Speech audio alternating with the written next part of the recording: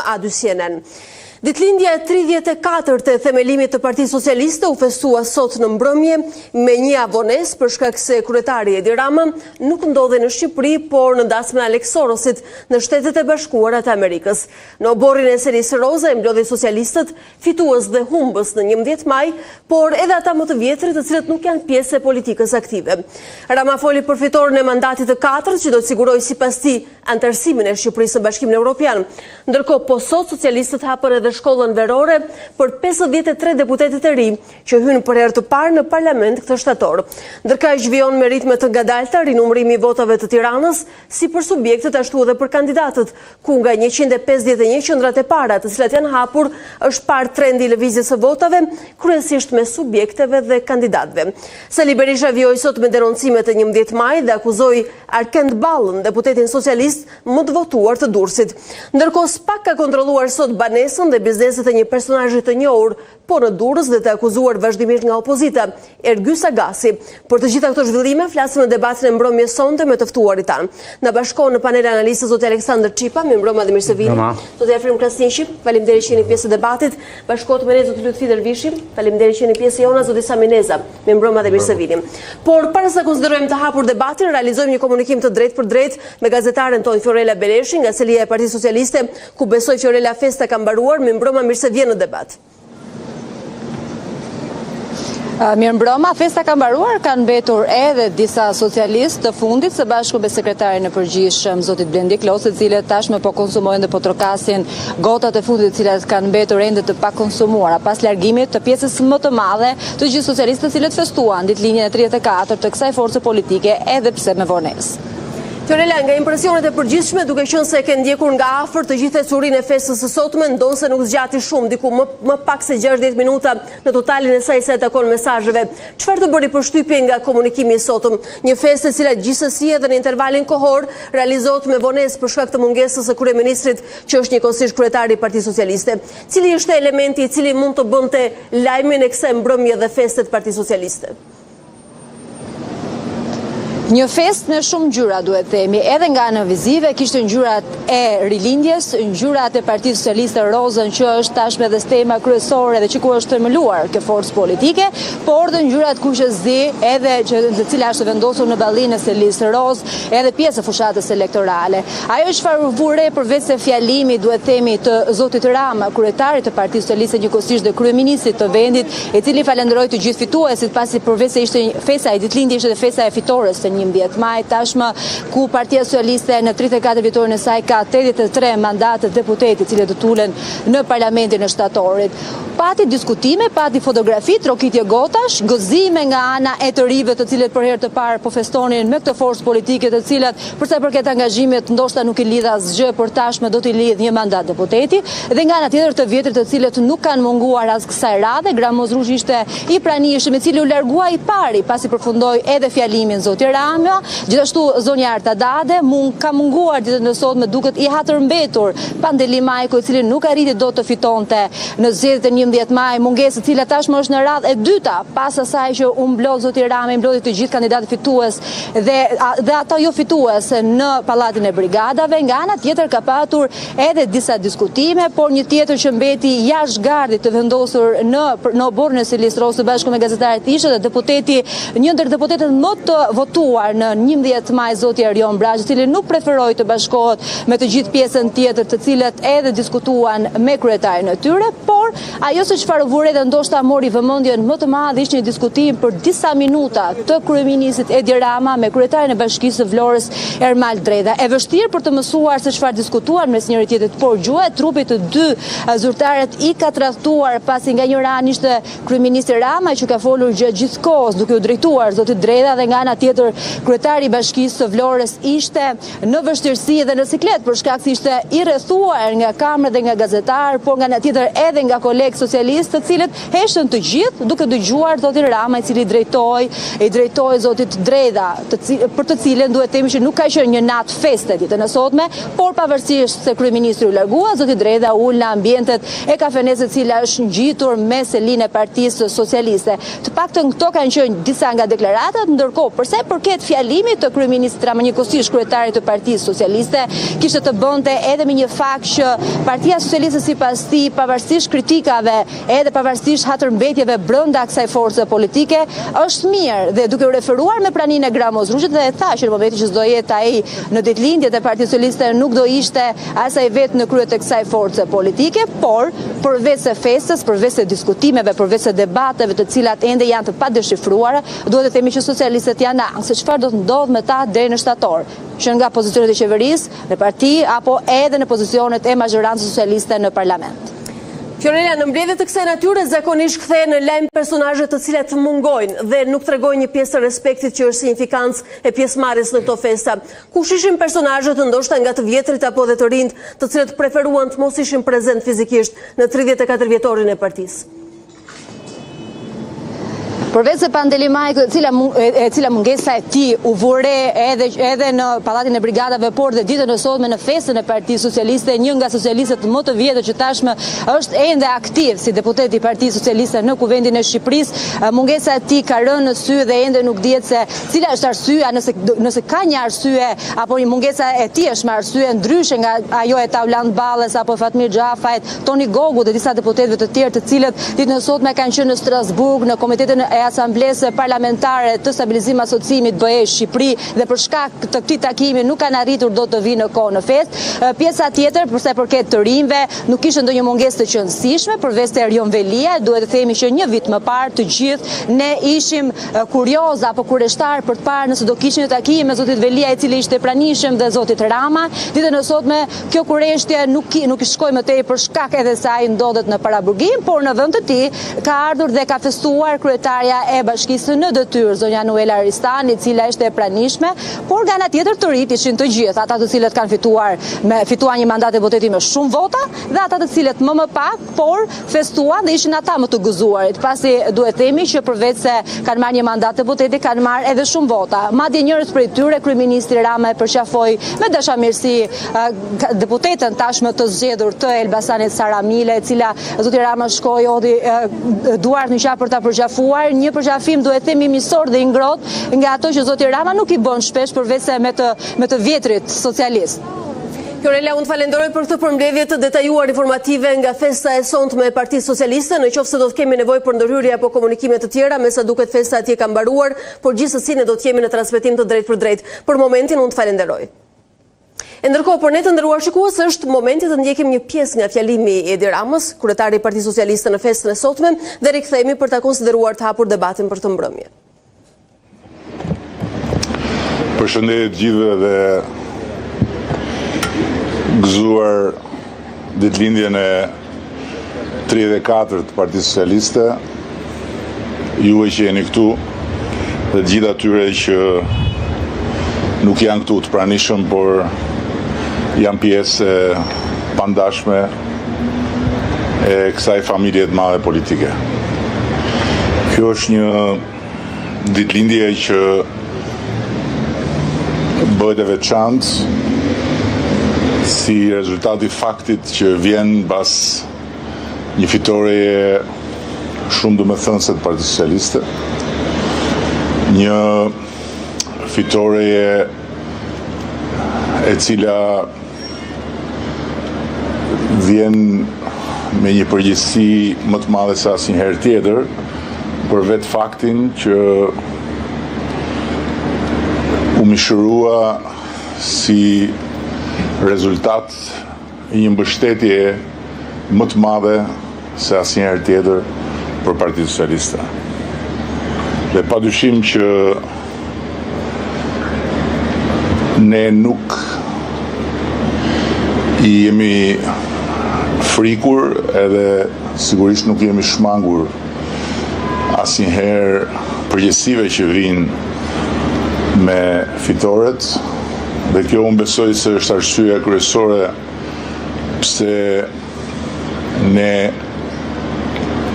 nuk lodhemi së fituari, pasi nuk lodhemi së ngarkuari veten me përgjegjësi dhe së reflektuari mbi çfarë mund të bëjmë më mirë. E natyrisht që shumë gjëra duhen bërë me patjetër më mirë në kushtet kur kjo fitore është e lidhur me një mandat besimi të jashtëzakonshëm për të udhëhequr vendin dhe për të antarësuar Shqipërinë në Bashkimin Evropian brenda kësaj dekade.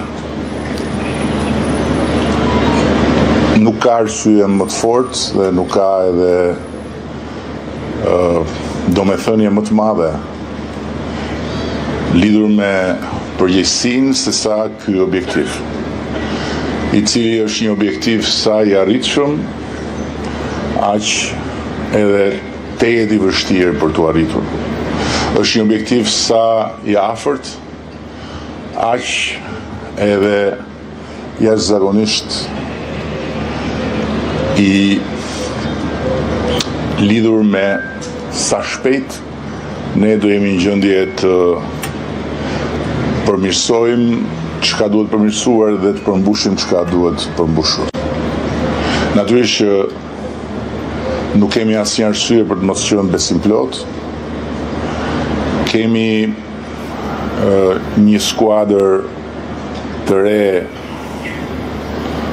me jo pak, po me 83 deputet dhe më shumë se sa numri është përbërja skuadrës, është harmonizimi i eksperiencës me prurjet e reja dhe është shpërndarja më e mirë se sa asnjëherë tjetër e peshës së përfaqësimit në çdo territor, që besoj unë i japin kësaj skuadre të re mundësinë që ta përballojë me sukses peshën e madhe që do duhet mbaj në këto vite kur parlamenti do duhet të bëhet shtylla kryesore e procesit të antarësimit në Bashkimin Evropian për përmbajtjen që ka procesi. Në ana tjetër, unë besoj që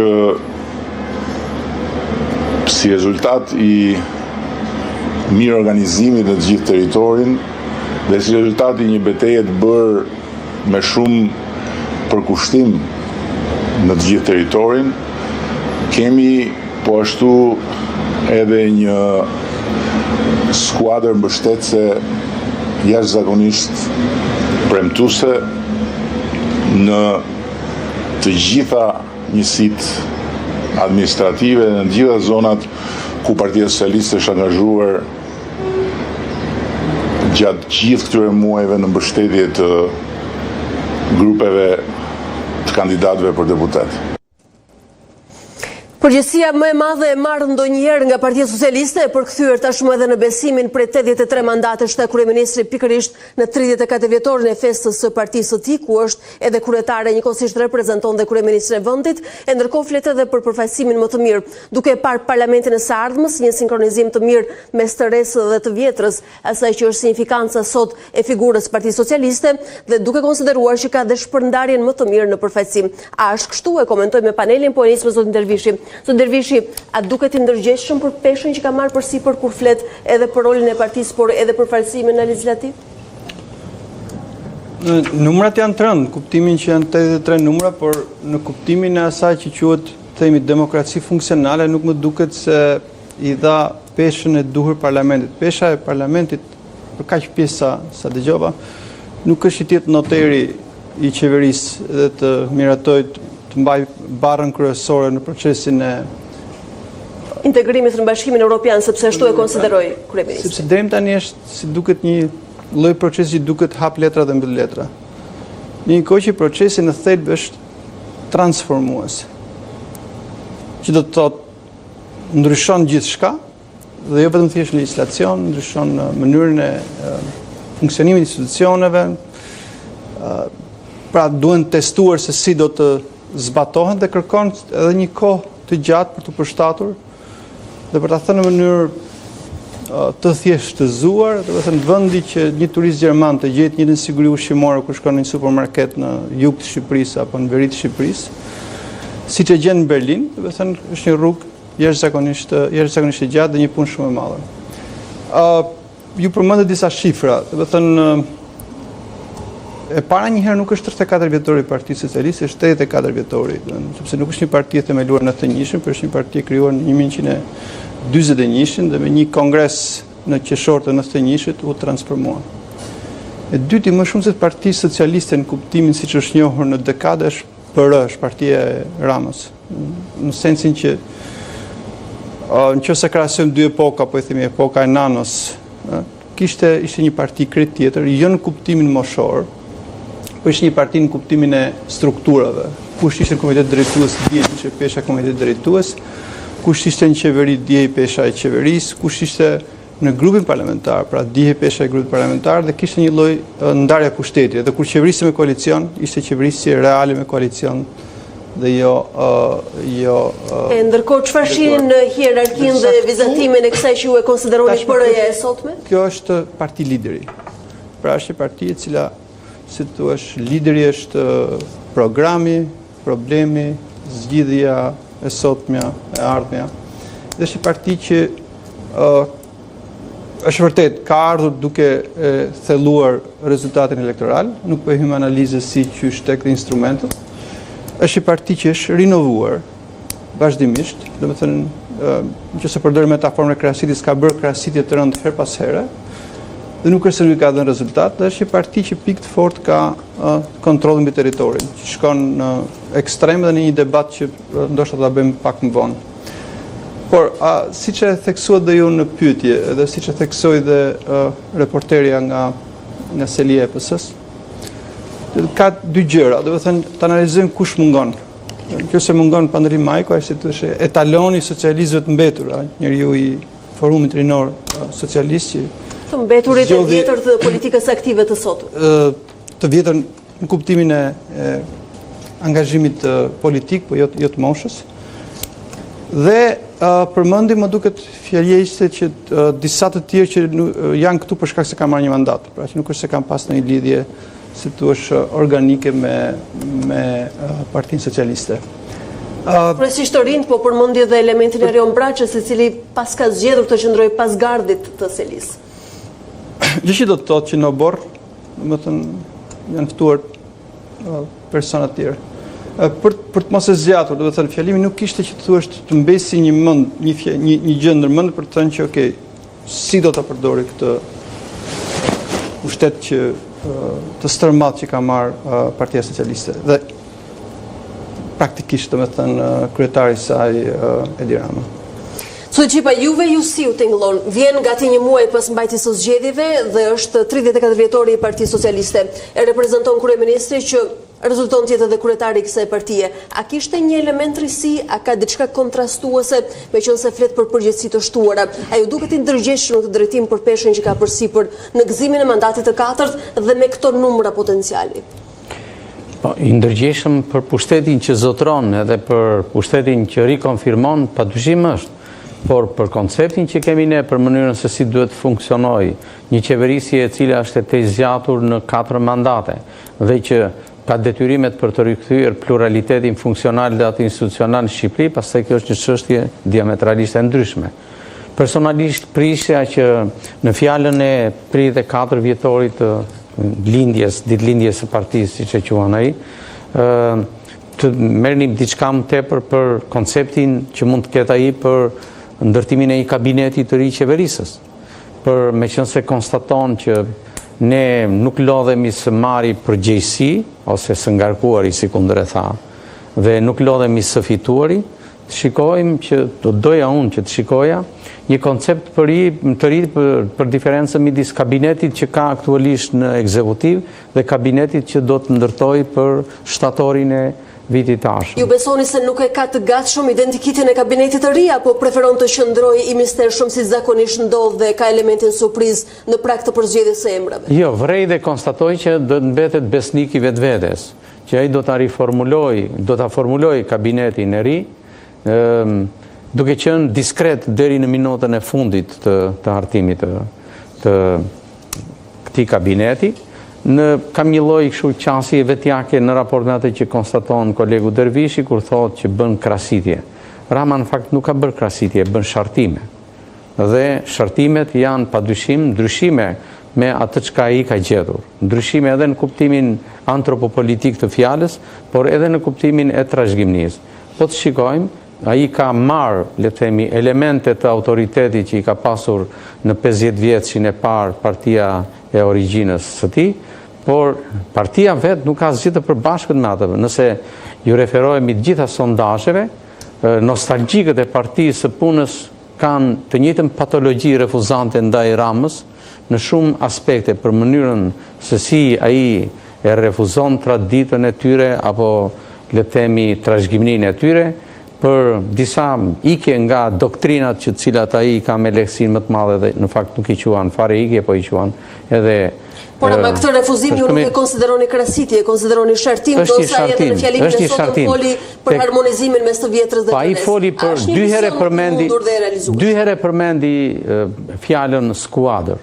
Në momentin që ai ka marrë 83 mandate deputetësh dhe e konsideron atë jo një shumicë parlamentare, por një skuadër, e kuptojmë fare mirë se çfarë roli në kuptimin e pluralitetit brendshëm mund të ketë kjo skuadër. Por është një skuadër e ngritur dhe e emërthuar nominalisht me dorën e vet, e listuar me dorën e vet.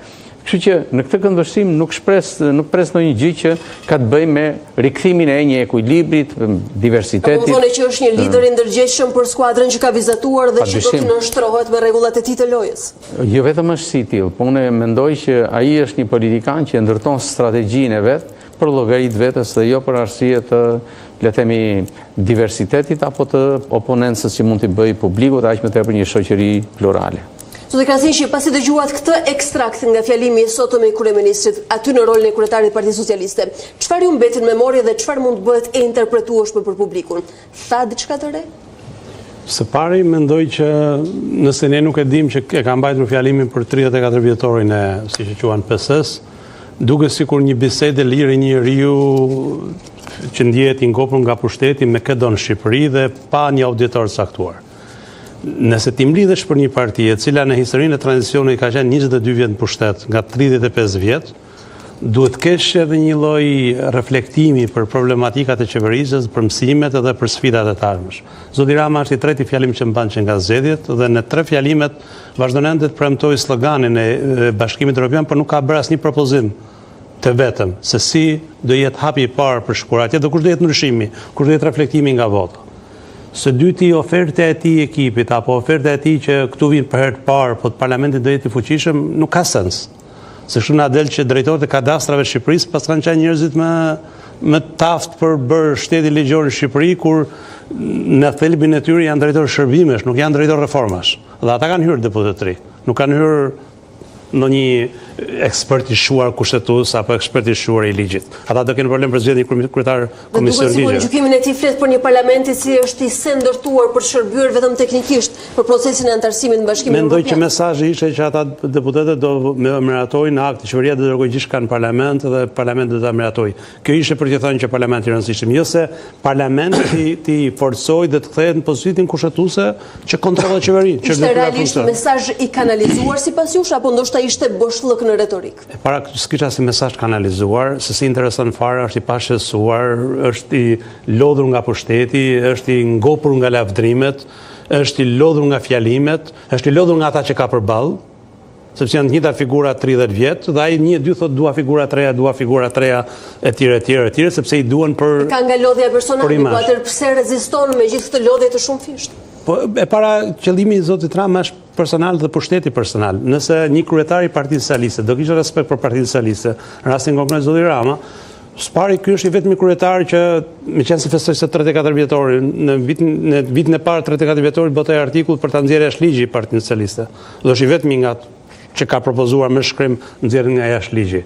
Së dyti, do kishte minimum në respektit, do i thëshëm votoni se jam kryetari juaj. Hera e fundit që ka bërë këtë shtatori vitit 2009. Nga 2009 nuk është votuar për kryetarin e partisë. Nëse nuk është votuar dhe nëse gazetari juaj shkon të i pyesë ata që rrinë edhe para oborri dhe pas oborri, kur e keni zgjedhur kryetarin, unë nuk arri do të kuptoj çfarë përgjigje do jepshin. Besoj disa e kanë në memorie, po nuk e thon dot, të tjerët ndoshta edhe nuk e di. Jo, ata e thon me kuptimin gjerë sa fiton zgjedhjet automatikisht kryetar, por nuk funksionon kjo në demokraci. Sepse demokracia ka rregulla të tjera, ti shkon emër Partisë Socialiste dhe supozohet që ke legitimitetin e Partisë Socialiste. Nëse e ke, kush ka zgjedh, kush ta ka dhënë legitimitetin? Ty nuk ta ka dhënë përjetshëm. Në që ti e merr dhe i është pron private dhe mban sa duash. Dhe kjo është edhe një lloj parashikimi që ditën që Partia Socialiste do jetë në provë vështirë. Nuk do ta kalojmë me krizën siç e kaloi në kohën e KPD-s, po themi me zhvendosje skalionesh të ndryshme rivalitet, po do ketë një fund gati pashmërshëm sa Partia Demokratike aktualisht. Zotineza, vendosur në kontekst në festën e sotme të Partisë Socialiste, çfarë lexuat nga mesazhi i kryeministrit apo nuk pat asnjë mesazh? Në fakt nuk pati kurfar mesazhi për të mbajtur mend, edhe siç e tha dhe afrimi që në 3 fjalime që ka mbajtur pas zgjedhjeve, pothuajse nuk ka pasur asgjë për të mbajtur mend. Me përjashtim të gjëst me ndjesisë që të krijon atë ndjesinë që ai është i qetë praktikisht, është i qetë dhe shijon shumë mirë atë fitoren e tij në zgjedhjet e 11 majit. Në fakt ajo çfarë duhet të themi sot për shkak edhe të festës së emrit, se nuk është festa e partisë. Partia ka një histori shumë të gjatë se sa emri, por për shkak të festës së emrit duhet të bëjmë një pyetje në fakt. Çfarë është kjo parti politike në Shqipëri, e cila ja del që mandatin e 4 ta fitojë me mbi 55% të votave, dominon parlamentin pothuajse në mazhorancë cilësuese, pa sjell kurfar progresi për të paktën 80% të shqiptarëve në këto 4 mandate njëra pas tjetrës. Se keni besoj pyetje retorike apo keni pyetje publike për kryeministrin dhe kryetarin e kësaj partie? Është pyetje që duhet ja bëjë secili duhet ja bëjë vetes. Sepse ajo është tani është një parti udhëheqëse, është një parti e cila prodhon qeverinë, i prodhon të gjitha institucionet të cilat në një farë mënyrë na dominojnë apo na sundojnë apo na drejtojnë ne. Madje dëgjuat që janë të lodhur së fituari, sepse kjo është retorika e kryeministrit. Po e ke këtë ndjesi të lodhjes së fituari kur ti nuk e ke të lidhur fitoren tënde me objektiva konkret, me disa objektiva, me disa qëllime, me disa si thua hapa të cilët e ke vendosur për ti ndërmarrë dhe në fund ke edhe një rezultat, ke një output diku në një vend. Por po ta shohim të gjithë historinë e qeverisë së Partisë Socialiste nga 2013 deri sot, me përjashtim të 2-3 masave që u morën në vitin 2014-2015, të cilat kishin bënë kryesisht me mbledhjen e taksave të papaguara ose të detyrimeve të papaguara, të cilave u ura me shqelm 3 ditë përpara zgjedhjeve për shkak të retushimit të votës, nuk ka patur as edhe një nismë tjetër e cila ka ndërtuar progres dhe prosperitet për shqiptarët. Për gjatë tyre 13 viteve, shqiptarët janë larguar gati 1 milion nga Shqipëria. Nuk mund të justifikohet kjo me një tendencë e cila është tendencë për të lëvizur edhe nga vendet tjera më të rehatshme se sa Shqipëria në këtë masë dhe në këtë përqindje. Nuk ka bërë asgjë në kontekstin ekonomik. Letë çdo shqiptar normal. Nuk po flas për aty 10% i cili është i lidhur me strukturat e Partisë Socialiste apo me strukturat e pushtetit. Por çdo shqiptar normal, le të bëjë një krahasim midis 2010-s, qoftë edhe si fillim emocional ose si ndjenjë, po qoftë edhe si begati ekonomike, ta krahasoj me sot vetveten e tij dhe nëse e gjen veten më mirë në një nivel që mund të ka përcej edhe 60%, 70%, atëherë mund të themi që kjo është një parti politike të cilin ja vlen ta votojmë. Por për gjatë gjithë këtyre viteve që ajo qeverisi nuk na dha asnjë arsye të fortë, racionale, po jo pse të jetë racionale, edhe një arsye e cila lidhet thjesht me prosperitetin personal të dikujt për ta votuar sërish. Prandaj them që duhet bërë kjo pyetje, çfarë është kjo që nuk punon për qytetarët, por megjithatë ajo mbledh votat dhe fiton zgjedhjet. Është parti politike? Çfarë është partia politike? Partia politike së pari është një moment etik. Domethënë nëse ti përfshihesh në një parti politike, ndërton një parti politike ose funksionon si parti politike, në fakt po funksionon në një moment etik, domethënë në një moment i cili përpiqet të ndërtojë disa rregulla, disa mekanizma përmes vullnetarizmit dhe jo përmes pagesës apo përmes nderave. Zotineza me është kjo një parti për etikën e parlamentit dhe etikën e partisë. A ju duket se është një lloj edukimi në këtë drejtim që të rrudhi pritshmëritë, edhe nëse flasim për etikën brenda një partie politike, për nga ku duhet të ishte gjeneza e etikës në politikë. A ka një edukim për të rrudhur këto pritshmëri? Nuk edukimit tani mund të thuash ti, a kemi ne një parti tjetër e cila është një parti etike? Natyrisht që kemi plot parti në Shqipëri që kanë element ose dimensionet e etikës shumë më të zhvilluara ose shumë më të avancuara se sa Partia Socialiste. Por tani është shumë e rëndësishme që ne të drejtohemi Partisë Socialiste. A është kjo një parti etike praktikisht? A është kjo një parti të cilit ne mund t'ja lëshojmë ose mund t'ja besojmë vullnetet tona, të cilat më pas kthehen në një mekanizëm qeverisës për gjatë mandatit që fiton?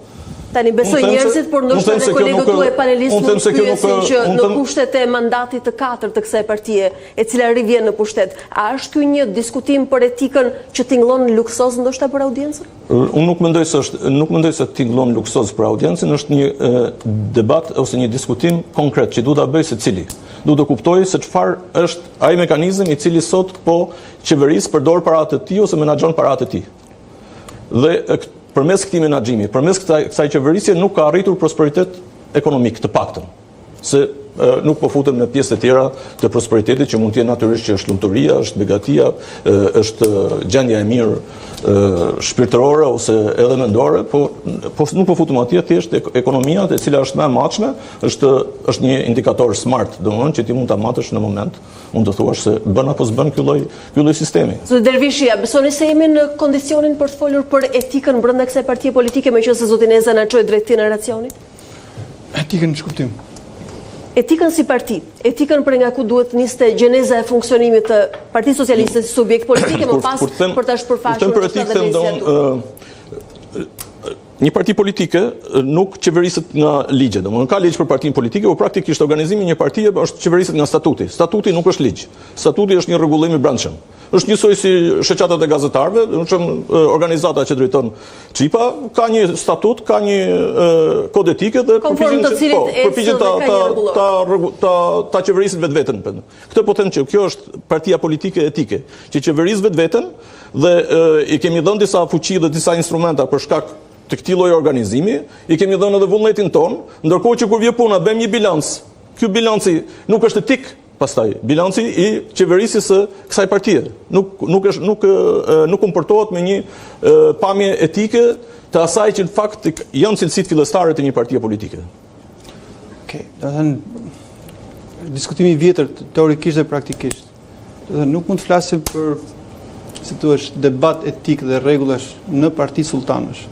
Nëse partia ka marrë epitetin parti lideri, parti sultani, ajo që përmendim fillim afrimi, që nuk ka zgjedhje brendshme, nuk ka struktura, ka gjithmonë si thosh një lloj tollovie dhe prapë qëndroi saj metaforës së krahasitjes, që kaput degët dhe shikon se çfarë do dalë dhe i merr.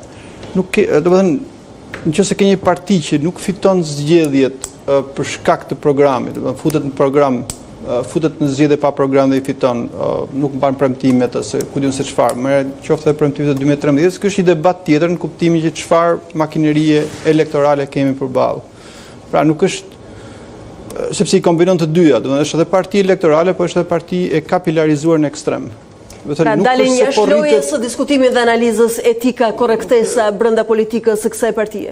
Nuk bëhet fjalë më për etikë, domethënë nëse ti ke një sistem patronazhimi agresiv, që din kur ke shkuar për të votuar, orën kur ke shkuar, apo pse s'ke shkuar, të ka ardhur apo s'ka ardhur fleta e votimit nëse je emigrant, domethënë këtu nuk është më në kufit e nuk kemi fare më në kufit e etikës. Çështja është që në këto parti shtrohet pyetja e madhe. Domethënë partitë e liderëve kanë një periudhë pastaj që përmendi afrimi përpara që okay, në momentin që ikën lideri i madh, drejtuesi, udhëheqësi, kryetari, kush e plotson boshllokun? Do të thënë i kam ato mekanizmat që ka pasur dikur, po i themi, që sepse ka qenë një model i ndarjes së pushtetit. Do të thënë çfarë ne po flasim sot? Ne po flasim që Shqipëria po shkon në autokraci.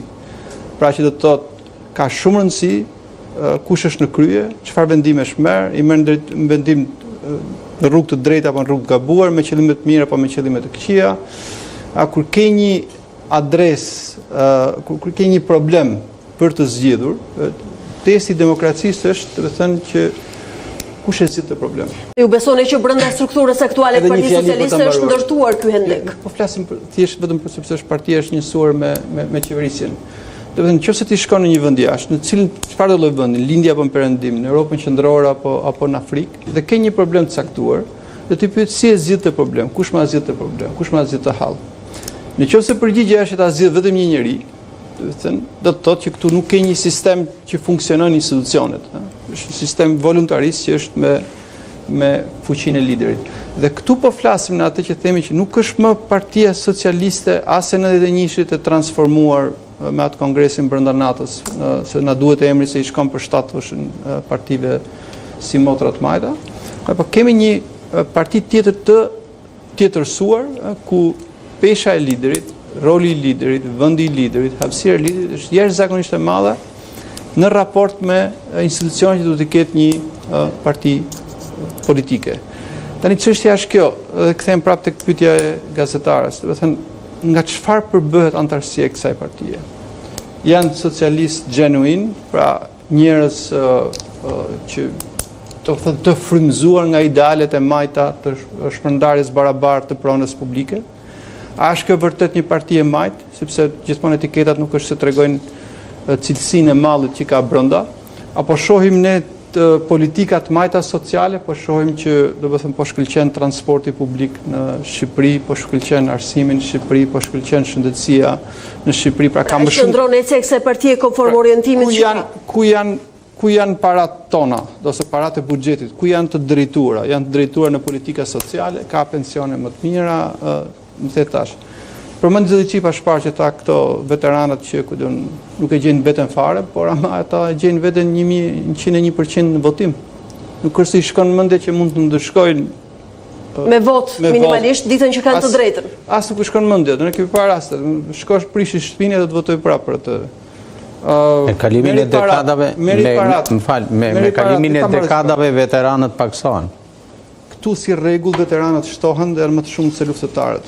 Veteranët ndoshta për arsyeën e përfitimit financiar, por në kuptimin dialektik paksohen. Po, dhe jeta është e vështirë 100 vitet e para, paksohen, po vitet llogaria aritmetika që përmendi Afrimi, që ka 22 vite që qeverisin dhe shpesh në propagandë dalin domethënë që klasa e vjetër sapo kemi marrë një mandat popullor, pra nga 35 vite të tranzicionit kur u heq 22, një parti që ka edhe 50 vjet përvojë nga e shkura, pra është një lloj, si themi, debati, me çfarë kemi përpallë?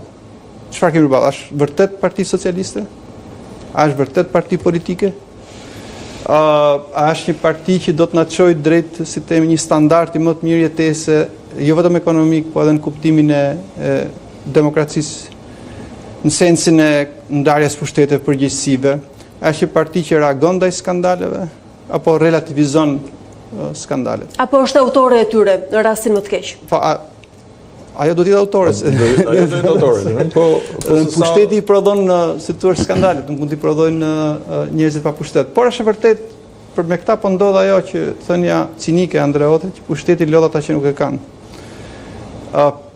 Një gjë duhet theksuar nga kjo sot që më bëri përshtypje është koha e shkurtër.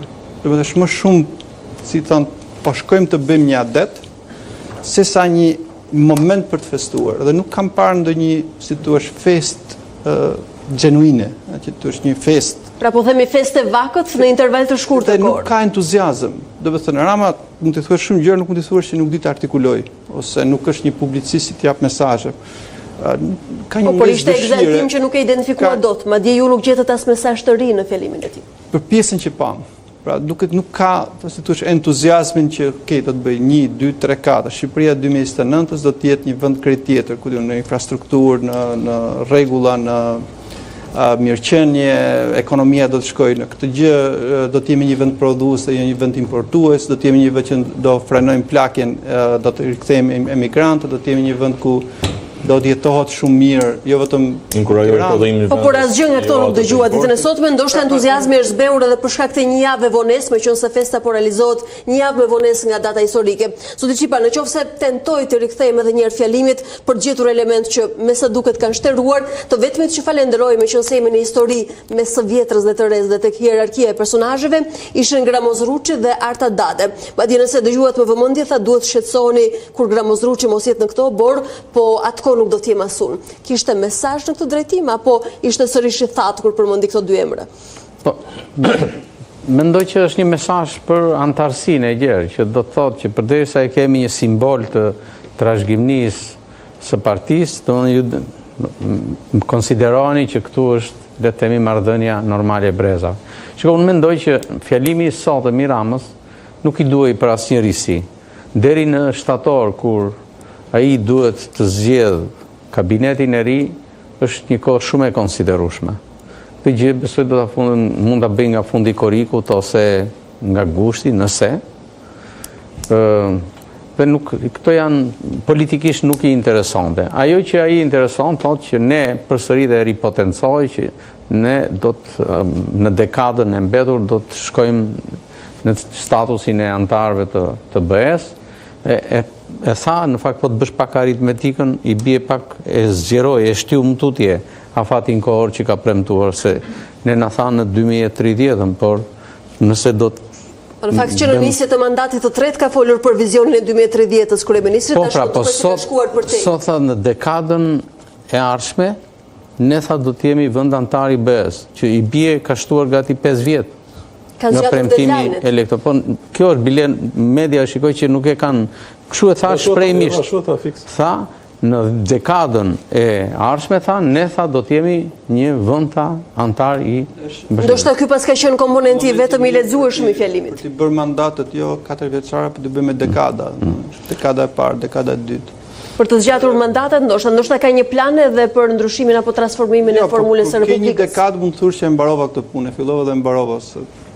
Megjithëse sot që flasim është në margjin e më shumë se një dekade kryeministri. Pa mjaftueshme një dekadë për të ndërtuar një objektiv Partia Socialiste e Tiranës dhe qeveritë e tij dhe për të arritur objektivin. Ju jeni mes ironisë dhe satirës në këtë moment, po ka publik që mund t'ju lexojë dhe seriozisht. Jo, se kam satirë në fakt, ironi po satirë jo, për shkak se më thuaj cili ishte ai objektivi realizuar i cili frymëzoi votë socialiste në këtë zgjedhje parlamentare. Cili ishte? Po na rikthente analiza e zgjedhjeve, po. Tu na keni kthyer në kontekstin e fushatës elektorale dhe besoj se vetëm kryeministri mund të ishte në ndërgjegje dhe i mundur ta bënte këtë listë të objektivave të realizueshëm. Po marrim vetëm një gjë, po marrim një gjë që e cila nuk lidhet shumë me fushatë elektorale, po thuaj se nuk lidhet fare. Po marrim problemin e pagave. Qeveria rriti pagat të administratës. Pse ndodh që biznesi ka shumë vështirësi, privatët kanë shumë vështirësi të rrisin pagat, po thuaj se nuk kanë arritur të rritin pagat. Për sa kohë vazhdon emigracioni, njerëzit largohen dhe ata detyrohen të marrin nga vendet të varfra, më të varfra se Shqipëria, nga Azia dhe të sjellin të punojnë në Shqipëri, do të thotë se ata nuk kanë kapacitet, domthonë industria, bizneset nuk kanë kapacitet për të rritur pagat. Po pse ndodh që nuk kanë kapacitet për të rritur pagat? Në çdo vend të zhvilluar, në çdo vend normal, domthonë po flas për vendet të cilat kanë ekonomi tregu, nuk është publiku, domethënë zyrat publike ose administrata publike që udhëheq në rritjen e pagave. Është biznesi privat që udhëheq në rritjen e pagave. Më pas është administrata publike e cila detyrohet të rrisë pagat në funksion të rritjes pagave që ndodhin në anën tjetër, në sektorin privat. Kurse në Shqipëri ka ndodhur kundërta dhe ndërkohë biznesi privat nuk arrin dot të ndjek. Pse nuk arrin dot të ndjek? Sepse kjo është një ekonomi e cila nuk është mbështetur në rregullat e drejta, në raportet e drejta, në mekanizma normal të ekonomisë së tregut për të zhvilluar, por në mekanizma të errët, në para të zezë, e cila futet në ekonomi, ashtu siç futet del, injektohet për një moment të caktuar, për një kohë shumë të ngushtë dhe më pas prodhon milionjera diku tjetër, por jo këtu. Mekanizmat të cilat sipas jush në fakt kanë stimuluar në invers. Do të krahasoj që nëse ka një element për cilën kryeministri duket fort i ndërgjegjshëm dhe është investuar, është fakti që ndoshta 53 deputetët e rinj të kësaj legislature kanë nevojë për shkollim për të nisur parlamentin në shtator dhe këtë e provon fakti që do të nisi shkolla verore për 53 deputetët dhe lektori i parë i tyre do të jetë vetë kryeministri Rama. Së pari kjo është praktik normale çdo partie politike. Unë habita edhe me mënyrën se si media komentojnë në Shqipëri, sepse çdo parti serioze sot në Europë, kur zgjedh një grup parlamentar, sidomos kur ka deputetëri, e ka detyruar t'ju bëj, rregulloria e parlamentit ka detyruar t'ju bëj trajnim deputetëve. Ne si ISP-ju kemi bërë në 2 legjislatura praktikisht trajnim deputetëve PS-s dhe PD-s. Sepse ka qenë një nga funksionet tona dhe i kemi bërë me kënaqësi edhe në Shqipëri dhe i kemi marrë edhe nga Shqipëria, i kemi çuar kohën në Itali dhe ju kemi bërë dhe atje. Kështu që është praktik normale, ne më mirë të kemi deputet të informuar, se sa të kemi individ që votojnë gjëra që s'kuptojnë. Dhe në fund fare ne nuk lëviz integriteti i individit, po informacioni i individit për cilën e zgjedhur.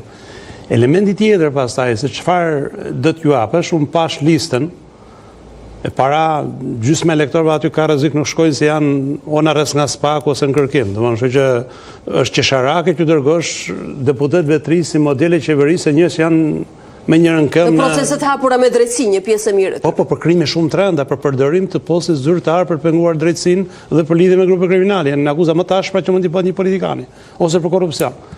E dyta, që ti jesh deputet dhe të marrësh leksione, duhet të jesh njëri i suksesshëm në jetën parlamentare. Ti s'mund dërgosh njerëz që nuk kanë lënë asnjë gjurmë pozitive parlamentare dhe nuk janë, për shembull, pash një dy prej tyre që ne që i monitorojmë prej 10 vitesh, ata nuk kanë arritur të justifikojnë asnjë nga elementet kryesorë të qenies deputet. Dhe tani ata dërgojnë. Mos jemi në standardin që të jesh deputet mjafton të konsiderohesh dhe je barazvlefshëm me sukses? Jo, mesazhi është i tillë. Mendoj që mesazhi është për t'ju thënë deputetëve të ri që ju jeni zgjedhur, jeni përbërë siç është përdorur një shprehje që sem dakord me zotin Braçe, që është një kontratë punë, thotë, është një punë e re dhe merret një punë e re. Nuk është punë e re bësh deputet, është përgjegjësi, është një nga nderet më të mëdha që i bëhet njeriu, është një nga shanset më të mëdha që jepet njeriu të marrë vendime për vendin e vet, është përgjegjësi e shumë fish dhe nuk mund të jetë në asnjë lloj rasti vend pune. Nuk është qeshje rroge, nuk është qeshje kontrate financiare ose sociale, është kontratë morale dhe integriteti. Dhe në moment që ti merr ta njerëz, ju thua që këta do japin leksione, do thotë ju do jeni gjithmonë në nivelin e tyre, sepse janë pedagogët tuaj, profesorët e tuaj dhe këta do jenë këshilltarët tuaj për në pozitat e reja që do marrë në ekzekutiv. Kështu që mendoj që ka qenë e gabuar. Pastaj po ta kujtojmë, drejtori i parë i shkollës akademisë politike u arrestuan atko për kriminale, për që ato banda kriminale përfundojnë në burg. Kështu që kjo historia e kësaj akademisë nuk është shumë e lavdishme. Interesant është që opozita ka pasur një organizim tillë, ka pasur dikur fondacionin Pjetër Arbnori, sa ka përdorur ndonjëherë. Krijoi pastaj një forum tjetër, nuk e ka përdorur ndonjëherë për trajnime, është kriju gjithmonë ka mundur shpiku, po s'ka përdorur asnjëherë. Dhe duket sikur opozita më shumë FRPD-ja ka trajnime për politikën. FRPD-ja po s'është janë deputet. Unë flas për këta që të cilët do të jenë kontributor në legislaturë. Kontribuoj, deputet. Edhe përsëris çdo parti duhet të ketë dhe duhet të ketë trajnime të vazhdueshme. Siç ne sot për shembull ne bëjmë pothuajse një herë në 6 muaj bëjmë trajnime me media. Për çfarë? Për ligjet e reja. Edhe ne kemi nevojë për trajnim. Për ligje financiare, për vendimarrjet e reja, për sfidat e reja. Për shembull, vetëm paketa, unë po të marr vetëm një pikë që mua më intereson për shembull shumë, edhe nga ana personale. Një nga rekomandimet prioritare afatgjata që u dha nga Bashkimi Evropian është që nëse ju doni të realizoni dhe të keni sukses, duhet të nëshoni dhe konceptet dhe kushtetutën e Shqipërisë ndeshon lëmëlën që lidhen me Bashkimin Evropian. Dhe unë që tani jam interesuar si ka bërë Kroacia, si ka bërë Slovenia, cilat janë pikat që ne do ndryshojmë kushtetutë, si do bëhet procesi. Kështu që janë procese domosdoshme. Janë procese domosdoshme. Nuk i marr me shaka, njerëzve në Shqipëri nuk i ka kur e keqja kur lexojnë, njerëzve në Shqipëri ka e keqja kur pa lezuar i drejtojnë. Jo, ndoshta pyetja duhet rivendosur në kontekst. A është kjo 53 deputetëve të rinj, duke ditur mirë për mbajtjen e kësaj liste dhe emrat që janë vendosur aty, për cilat ne kemi diskutuar gjatë edhe në kohë fushat elektorale, po edhe pasi u bën fitues dhe mbartës së kësaj liste, njerëz të cilët të dalë nga kjo akademi politike vere mund të jenë të gatshëm dhe dinjitos për të reprezentuar në legislaturë. Unë njoh një pjesë madhe të tyre, njoh nga raportet e tjera dhe mendoj që mund të jenë 3 kategori. Së pari janë një kategori të njerëzve që kanë ambicie, kanë informacion, kanë diploma dhe kanë interes për të mbijetuar në politikë. Së dyti është një kategori administratorë që nuk e kuptojnë shtetin, nuk e kuptojnë parlamentin dhe ka nevojë të ju thuash edhe si do ulesh, si do vishesh, si do përdorësh celularin, nuk do shkosh me hamër në parlament, edhe element tjerë që janë të rëndësishëm në funksionimin parlamentar. Dhe ka një kategori tjetër që kanë blerë mandatin, të cilët nuk kanë pikën e interesit, as lexojnë, as dëgjojnë, as kuptojnë dhe do jenë prapë deputet edhe legislaturën e ardhshme nëse nuk ndryshon ligji. Tillë kemi pasur në kaluarën, shoqëria duhet të tregohet pak e ndjeshme. Minimumi këta njerëz nuk duhet të dërgojë as te Komisioni i Ligjeve, as te Komisioni i Ekonomisë dhe as te Komisioni i Jashtëm, siç i ka dërguar në legislaturën aktuale. Paktën duhet t'i dërgojmë diku ku s'na prishin punë, në një nga këto komisione që merren me gjëra që s'kan ndonjë. Komisioni i Sigurisë Kombëtare. Po dhe sidomos te Komisioni i Sigurisë Kombëtare. Po them me shumë seriozitet, sepse nuk mund t'i kesh gjithë deputet profesionist dhe ekspert të gjitha, por shumë rëndësishme që njeriu të gjesh punë për gjërat që ti të bëjnë. Ata të cilët e kanë bler mandatin, ata s'kan. Po por ju më folet për kontingjentet konsiderueshme, pothuajse 2 prej këtyre target grupeve, të cilët ndoshta nuk janë të denjë mjaftueshëm për ta bërë këtë mision. Në gjithë historinë e parlamentit, zakonisht 2/3 e prurëve të reja kanë qenë aksidentale dhe nuk i kanë mbijetuar ligjaturës pasuese. Kështu që është normale. Nëse ti ke vendosur ta mbushësh me bodyguard parlamentin, apo me njerëz deleguar të çunave të fortë të Elbasanit, të Durrësit, të Dibrës, o normal që ata s'kan ardhur për të bërë akademik aty. Kanë ardhur për të kryer ndere dhe nderet bën me tendera, nuk bën parlament, nuk bën me ligje.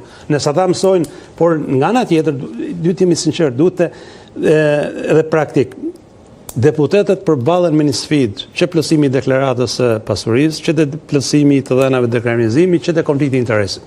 Ata unë kam pasur disa takime dhe ata nuk e kuptonin. Shpesh dhe ju jeni monitoruese dini që nuk janë treguar as korrekt, as transparent, as të mirëmenduara ato që kanë bërë deklarata formale. Nuk e din, kjo është e para është nuk e din. Institucioni e ka për detyrë të informojë. Thelbi i ligjit të LDKP-s, që është individi duhet të jetë informuar para se ta plotësojë dokumentin. Dhe ne kemi raste që heqë edhe mandati për shkak se ka qenë paqartësi në pikën ku ndahet biznesi me vendimarrjen politike. Se ju besoni që ka qenë çështje mungese informacioni, pra pa dienie nga individi apo qëllime dhe objektive të caktuara? Ta them drejtën, njëri ja kemi heqë mandatin për 36.000 lekë vjetra. Për 36 milion tjetër nuk është hequr, për 36.000 lekë vjetra është hequr.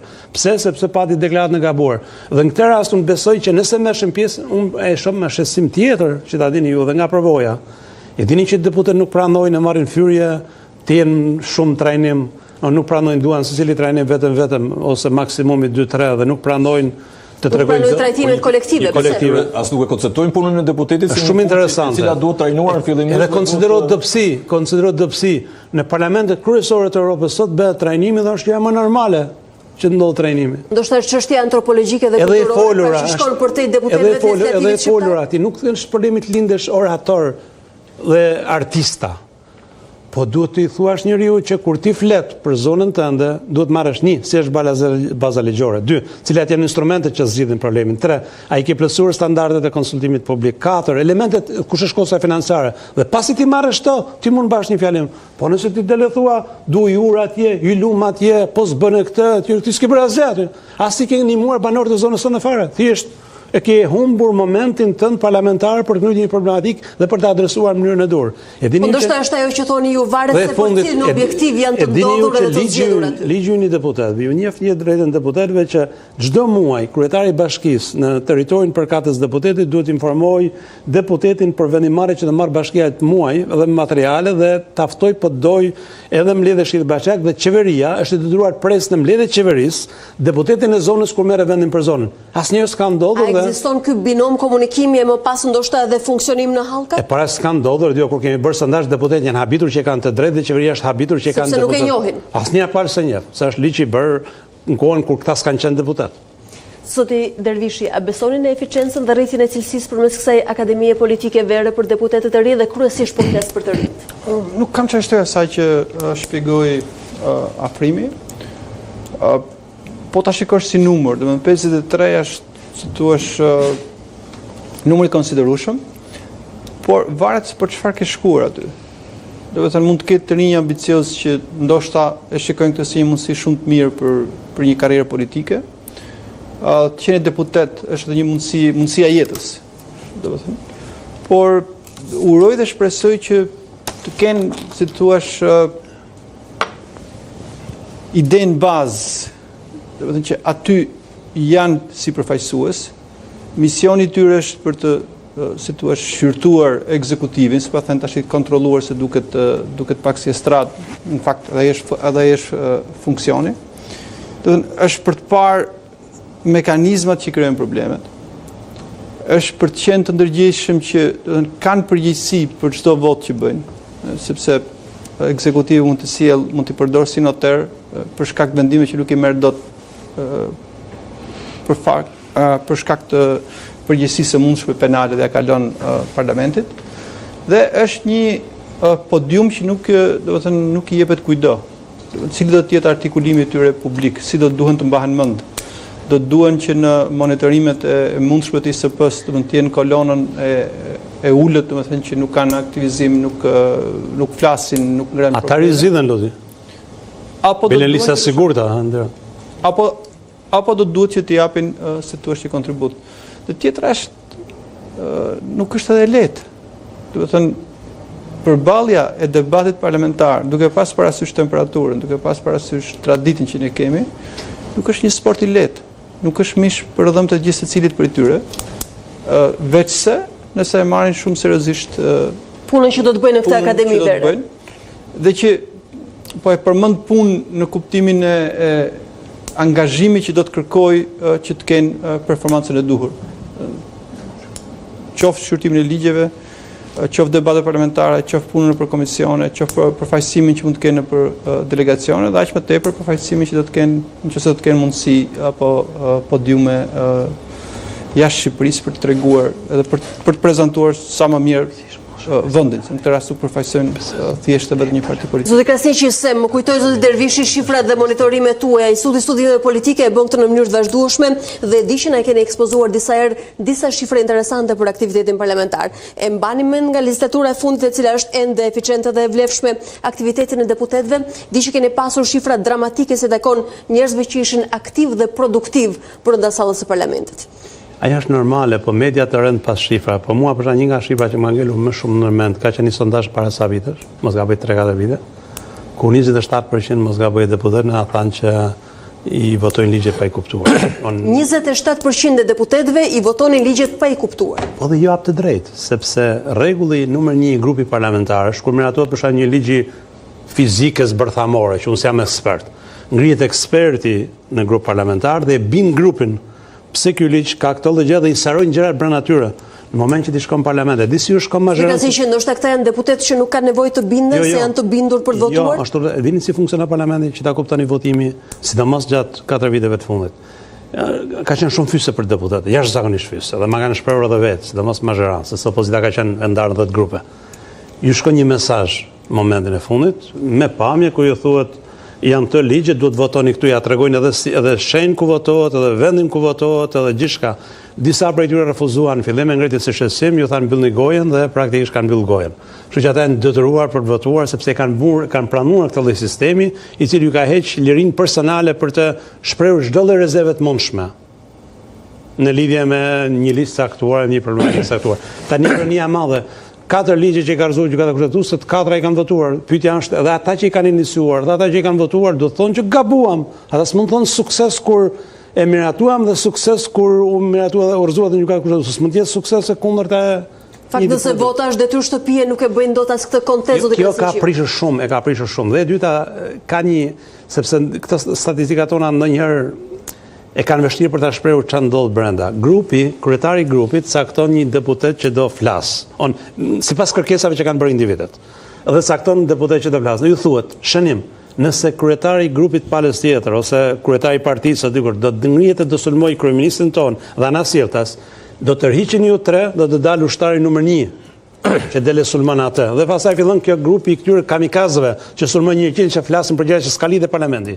Dhe këta prishin sa. Ka shahu me pozicionime eksakte. Po por paguajnë çmim të lartë individët, të cilët një figurë shumë e njohur, ne e njohim gjithë, liberal që iku u kthy prapë në SBA, kur i pata dha një herë, pse si je shumë aktiv, sa herë që përgatis fjalën, tha, shkoj për të mbajtur, në momentin e fundit vjen mesazhi, do të rriqet gjithë grupi se do tani do marr vetëm nëse sulmo filanin, sepse merret urdhri, do sulmosh filanin, dhe hiq dorë nga fjalimet, kush e pranon bën karrierë, kush s'pranon rasti më i mirë. Kjo ka ndodhur deri sot.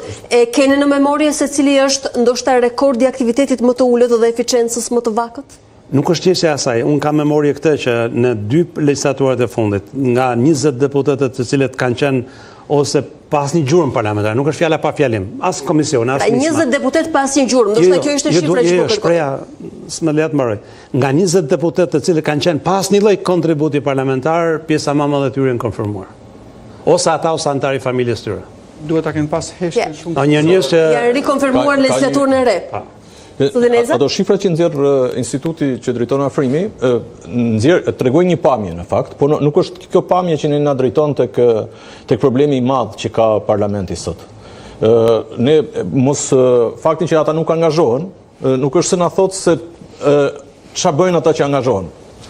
Ata që angazhohen, çfarë produkti kanë dhënë? Vetëm për qenë se në fakt statistika na kanë treguar që dy deputet që na kanë reziduar gjithmonë më të mirët në votimin e fundit ishin jashtë listës mbyllur reziduar më të mirët. Rëm Braçe nga PS-ja dhe Jorita Tabaku nga PD-ja. Kështu që tregon që treguesit parlamentar të individit funksionojnë nëse individi ushtron. Janë serioze se u përkthyen në rekorde votash. Ata kanë funksionuar, po sa kanë arritur ata të shmangin devijimet e ligjeve. Pra kanë arritur të imponuan siasete. Vetëm dy presidentët, presidenti Nishani dhe presidenti Meta kanë kthyer mbi 20-25 ligje, të cilat ose ishin ligje në konflikt interesi, domethënë konflikt interesi me ata që kanë votuar, ose ishin ligje të cilat lidheshin drejt për drejt me korrupsionin, ose ligje me porosi, ndryshe. Dhe koncepti i ligjit me porosi ka filluar të zhvillohet ose është bërë i njohur për ne shumë gjatë parlamentit të vit 2013 dhe që është përforcuar shumë pastaj 2017-2021 që ka qenë i hatashëm, sidomos me rastin e miratimit të akteve normative të qeverisë, të cilat nuk plotësonin as kushtin për të votuar si akt normativ, po ndërkohë si duke qenë si akte normative ishin tërësisht ligje me porosi ose ligje të cilat preferonin ose përzgjidhnin dikë në një biznes tek pronat publike, siç ishte rasti i ligjit për teatrin, që ishte tipik. Pa përmendur këtë ligjin që u miratua në 2016 për lojrat e fatit. Ligji për lojrat e fatit erdhi më njëherë pas aksionit për mbylljen e lojrave të fatit dhe gjithë prisnin që ligji në parlament të çonte dhe në tutje këtë vendimarrje të qeverisë praktikisht. Dhe ligji bëri të kundërtën. Pra ju konsideroni që edhe pjesa tjetër e interlokutorëve që kanë funksionuar në shërbim të disa objektivave të caktuara. Po nuk kanë arritur të paktën duke konsideruar rolin e tyre pozitiv, ta zamë edhe të Braçës edhe të Tabakut, por nuk kanë arritur dot të imponohen. Pse? Sepse në fakt parlamenti ka kohë që është bërë një vend biznesi. Nuk është më parlamenti një vend ku prodhohen politika, prodhohen ligje të cilat synojnë një progres ose prosperitet të vendit, të ekonomisë apo të fushave të ndryshme, por është një vend biznesi ku këta deputetet lokal, deputetet pa fytyrë, pa pamje, pa profil, të cilët përzgjidhen dhe dërgohen në parlament, nuk janë asgjë tjetër për vetëm janë sekser midis bizneseve të cilët qëndrojnë pas tyre dhe parlamentit i cili mund të prodhojë disa ligje që i favorizojnë këta. Ta zëm edhe një ligj i cili po debatohet ka qenë një ligj për rentën ose ligjet e tjera, po marr një ligj i cili në fakt është ligji për pronarët përfitues. Është një ligj i vogël, në disa faqe. Detyrimi i parlamentit është që përpara se ligjet të shkojnë në parlament për diskutim, duhet të qëndrojnë në një faqe të parlamentit për të njohur nga publiku për rreth 40 ditë. Për hir të transparencës. Po. Dhe ky ligj i cili prek të gjitha bizneset në Shqipëri, dhe jo vetëm bizneset, edhe shoqërinë civile, pati vetëm një koment për 40 ditë në faqen e parlamentit. Vetëm një koment. Ndërkohë që ti po ta lexoje ligjin, edhe sot po ta lexosh, megjithëse ka psuar 2-3 ndryshime deri tani, për 4-5 vite ka psuar 2-3 ndryshime, nuk është normale. Ashtu siç deputetët ndoshta nuk njohin të drejtat dhe kompetencat e tyre ligjore, mund të jetë një gjë e vështirë edhe për publikun. Ai ligj nuk i plotëson kërkesat e arsyes sepse është ndërtuar ai ligj. Për të çuar ne të pronarët përfitues fundor tek një person i cili është fizik, i njohur si fizik, se është përfitues apo pronar në një biznes të caktuar. Dhe ai ligj nuk të çon dot deri atje. Dhe ju mund keni të drejtë se takon aseteve të cilat nuk ja kanë dalë dot të imponohen edhe politikisht ndoshta në subjektet apo legislativin, njëri prej tyre sot e pat jashtë gardit të fesës së partisë dhe tjetri është akuzuar për naturalitetin e votave që ka përfituar për legjislaturën e re. Ne kemi pak sekonda publicitet dhe rikthehemi në pjesën e dytë të debatit, ju vazhdoni na ndiqni.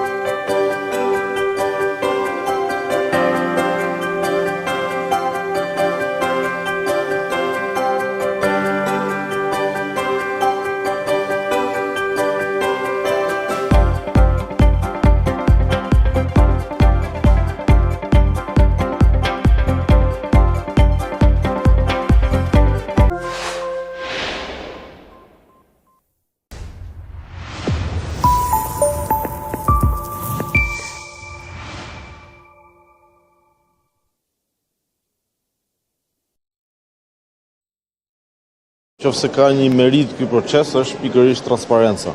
Edhe qëllimi që po bëhet ky rinumërim dhe që u kërkua nga unë dhe nga kolegu im zoti Qefa, kishte të bëte pikërisht me transparencën.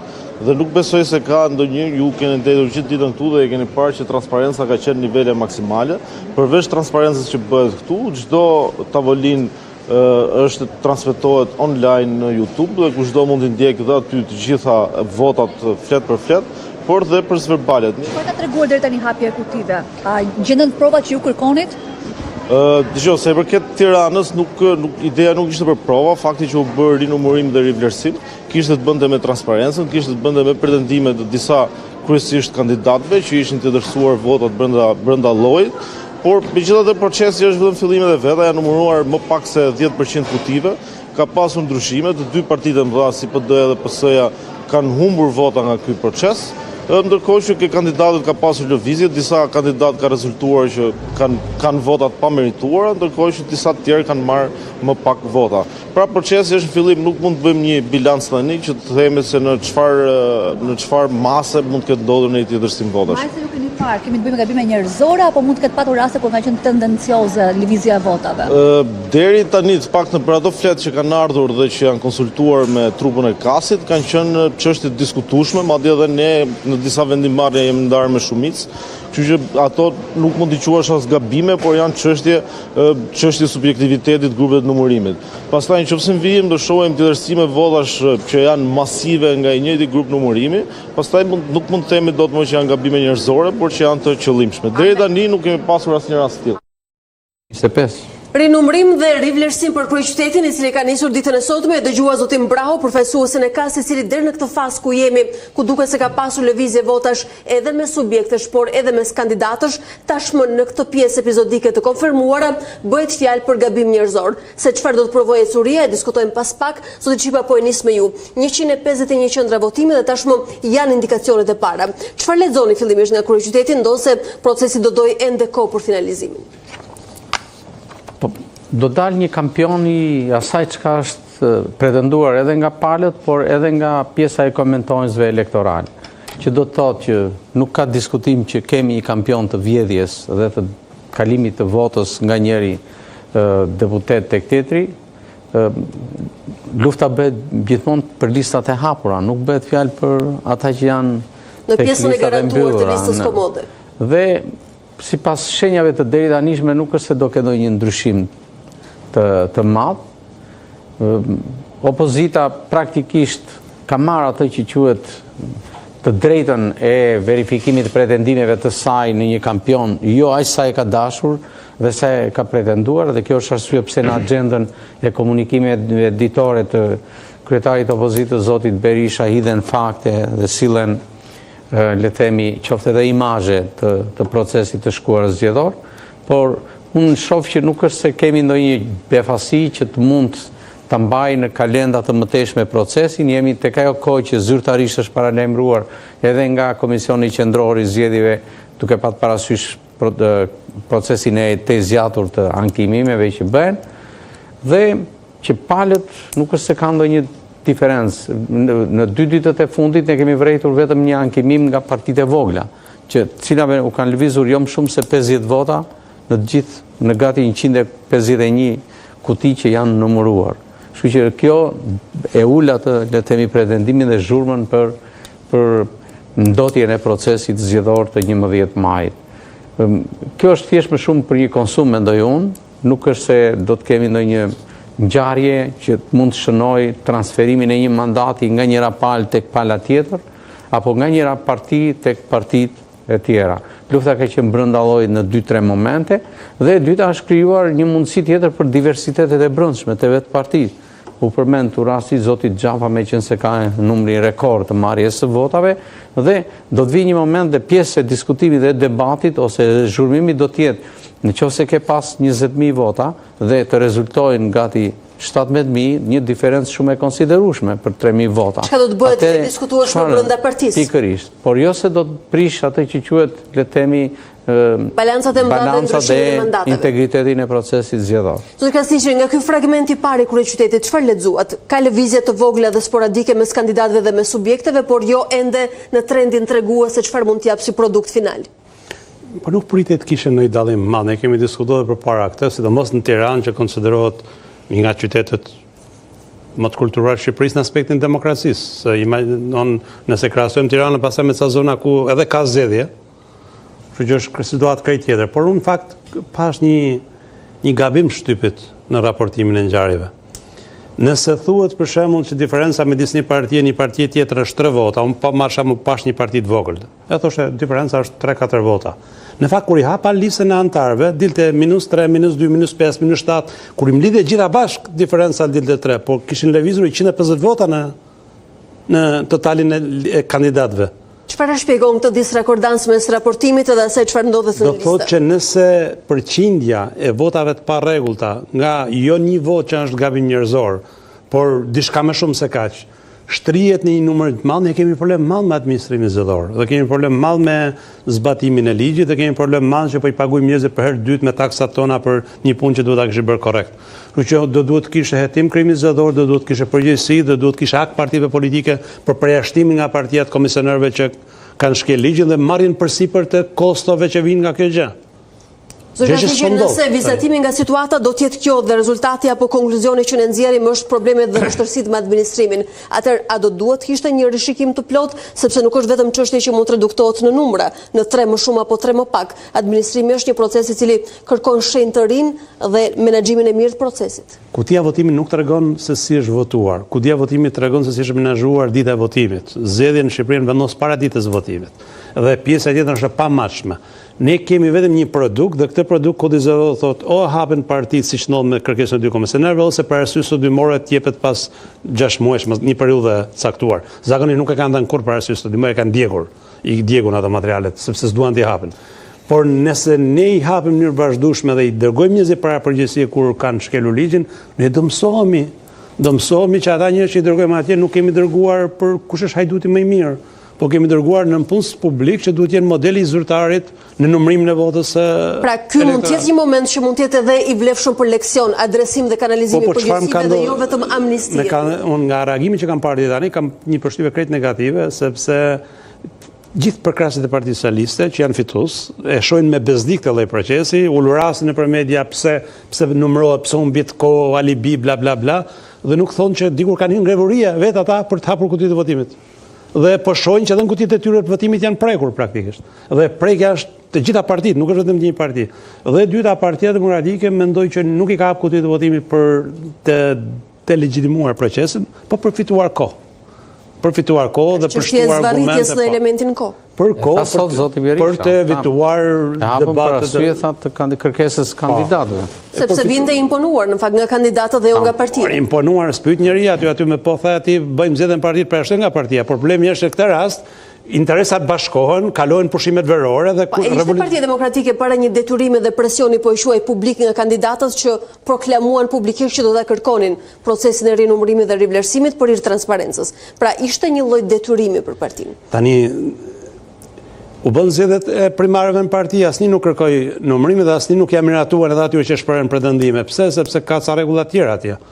Këtu është interesi që përputhen midis gjithëve që fituat ca kohë, të rriqet vëmendja, është kampionati i klubeve të botës, pastaj do ketë një ngjarje tjetër në koncert, pastaj do ketë pushimet verore, nga shtatori nisin revolucionin në Shqipëri, kështu që ka kohë për nëse do të ketë revolucion. Por e përsëris, nëse ne arrim të identifikojmë raste flagrante të shkeljes dhe i adresojmë drejtësi dhe i japim mesazhin që çdo njeri që ka shkel ligjin do përballet me drejtim premtimi pa mbajtur deri tani, ne kemi fituar shumë. Ja vlen kosto ja vetëm për këtë gjë. Por t'ju thanë që ju që keni shkuar atje si në punës publik, keni pagu me taksat tona dhe keni deformuar votën, ju jeni barabartë me një kriminal që hyn e vjedh në pronën shtetërore. Kjo ishte pyetja që u shtrova. Është moment për të adresuar përgjegjësitë qoftë edhe penalisht, qoftë edhe për këtë hallk që një pjesë e konsideron dhe e lexon si të dobët. Zot Dervishi, duke lexuar dinamikën, a shihni se mund të ketë vlerë procesi i rivlerësimit të gjithës, pra rinumërim? Ka vlerë, por gjithmonë pyetja është me çfarë kostoje. Fleta e votimit në Shqipëri kushton më shumë se sa kanë qenë bonot e privatizimit. në kuptimin e kostës së sa na shkon. Nëse pyesim cila është kostoja e gjithë këtij ushtrimi, do të thotë që ne shpenzojmë shumë për zgjedhjet. Kemi ndërtuar një mekanizëm si thuash pothuajse perfekt në kuptimin teorik se si do të jetë siguria, kodet, procedura mbylljes, edhe vetë kodi zgjedhor është kaq shumë i detajuar saqë duket sikur këtu kemi ndonjë sekret shumë të madh. Ajo çfarë të bën përshtypje është fakti që megjithëse legjislacioni për shkelje zgjedhore me konsensus ka ardhur duke u forcuar, duket që komisionerët numëruesit prezent marrin një porosi tjetër përveç asaj që marrin nga KQZ-ja. Do të thënë kuptimin që duket marrin një porosi që nuk ju gjen gjë, do të thënë s'keni parti nga mbrapa. Dhe çfarë shikohet këtu, spaku me këto hapet e para, është që duket ky lloj bipartizanizmi ka funksionuar në kuptimin e mos deformimit të votës nga njëri krah te tjetri, por nuk ka funksionuar brenda sojit. E tjetra ka të bëjë pak me kulturën demokratike. Nëse ti nuk arrin që të bësh ushtrimin e votimit edhe ta respektosh realisht votën, dhe ti bindesh vullnetit asaj, qoftë kur është rezultati i ngushtë ose aq më tepër kur është rezultati i ngushtë, ti nuk mundesh të krijosh besueshmëri në votimet e përgjithshme. Dhe tjetra është kjo që pastaj çfarë mesazhi jepet për, si thua, komisionerët në zgjedhjet e ardhshme. Dhe e fundit jo për nga A jeni ju për teorinë e ndëshkimit të domosdoshëm, ndoshta për ta kthyer në çështje leksioni dhe edukimi? Që këta njerëz të jenë të rënduar me përgjegjësi penale, më tepër për dhënë shembull dhe për të qenë natyrisht pjesë e mirë administrimit të zgjedhjeve të ardhshme. Do të thënë ndëshkim po, jo ndëshkim në kuptimin që ne e shohim te burgu. Le të jetë ndëshkimi financiar, le të jetë ndëshkimi në karrierë. Administratë. I rëndësishëm do të ishte kanalizimi i përgjegjësisë. Pra, që të ketë një lloj ndëshkimi, por jo këto ndëshkimet e historive, sepse nuk sjell, ai duhet ta ndjej, do të thënë ai duhet ta ndjej në xhepin e tij, në karrierën e tij, që ka bërë një gjë. Pesha e përgjegjësisë dhe do. Është duhet të jetë përgjegjës. Sudineza, a do të ketë vlerë ky proces dhe po ndalem te kryeqyteti meqense nuk është i vetmi i cili rinumërohet dhe rivlerësohet? Në fakt numri votave që po rinumërohen ose po rivlerësohen, rinumërim ka Tirana dhe firi rivlerësimisht kishte Elbasani, është shumë i madh. Dhe në fakt është një numër i mjaftueshëm, bile edhe shumë më tepër se sa do ishte i mjaftueshëm votash, përmes cilave ne mund të arrijmë një konkluzion, nëse procesi i votimit është një proces i cili manipulohet në Shqipëri apo nuk manipulohet. Për sa kohë që në Tiranë janë numëruar më shumë se 10% e votave, ne kemi parë që diferenca nga rezultati më parshëm është shumë i vogël, është diferenca shumë e vogël, çfarë do të thotë se nuk ka patur manipulime. Domthonë nuk kemi, së pari herë mungon tërësisht mundësia që të ketë kapërcime të votave nga një parti tjetër, domthonë të ketë ndryshim të rezultatit të partive, po duket se edhe rezultati brenda partive tek lista e hapur e deputetëve nuk do të ndryshojë. Nuk e di se si do të shkojë deri në fund brenda listës së hapur të Partisë Socialiste, diku ndoshta midis Xhafait dhe Gjylametit, se si do shkojë rezultati deri në fund. Do shta edhe për shkak të numrit të lartë të votave, po edhe për shkak të pretendimeve që vinin nga Zoja Xhaçka dhe Gjylameti. Nuk jam i sigurt se do ketë ndryshime në këtë rast. Por ama është ka i rëndësishëm është rinumërimi, sepse ne na rrit besimin tek procesi i votimit. Në përgjithësi, e kemi thënë sa herë që procesi i votimit në Shqipëri ka kohë që është stabilizuar dhe manipulimi i votave nuk ndodh përmes procesit votimit. Sado që kam parasysh procesin e votimit, procesin e numërimit. Se procesi i votimit fakt duhet ndajë çik, domethënë, po procesi i numërimit nuk ndodh manipulimi. Sudineza, me kaq eksese të cilat janë identifikuar deri në momentin që ne po flasim, ju e dëgjuat edhe përfaqësuesin zyrtar të KAS. A mund të flitet për gabim njerëzor apo është i vështirë klasifikimi? Atëherë është e herët për të thënë nëse ka gabim njerëzor apo ka një gabim ku gabimi është i përqendruar dhe në fakt nuk është më gabim njerëzor, por është gabim ose është manipulim ose devijim i procesit nga komisionerët. Në këtë rast duhet që të merren masa dhe unë jam për masa shumë më të fortë në rastin e manipulimit të zgjedhjeve nga trupa e cila përfshihet në zgjedhje. Unë jam për masa drastike. Ata njerëz duhet të përjashtohen nga shërbimi civil për gjithë jetën. Ata njerëz duhet të përjashtohen edhe nga kontratat me qeverinë ose kontratat me fonde publike.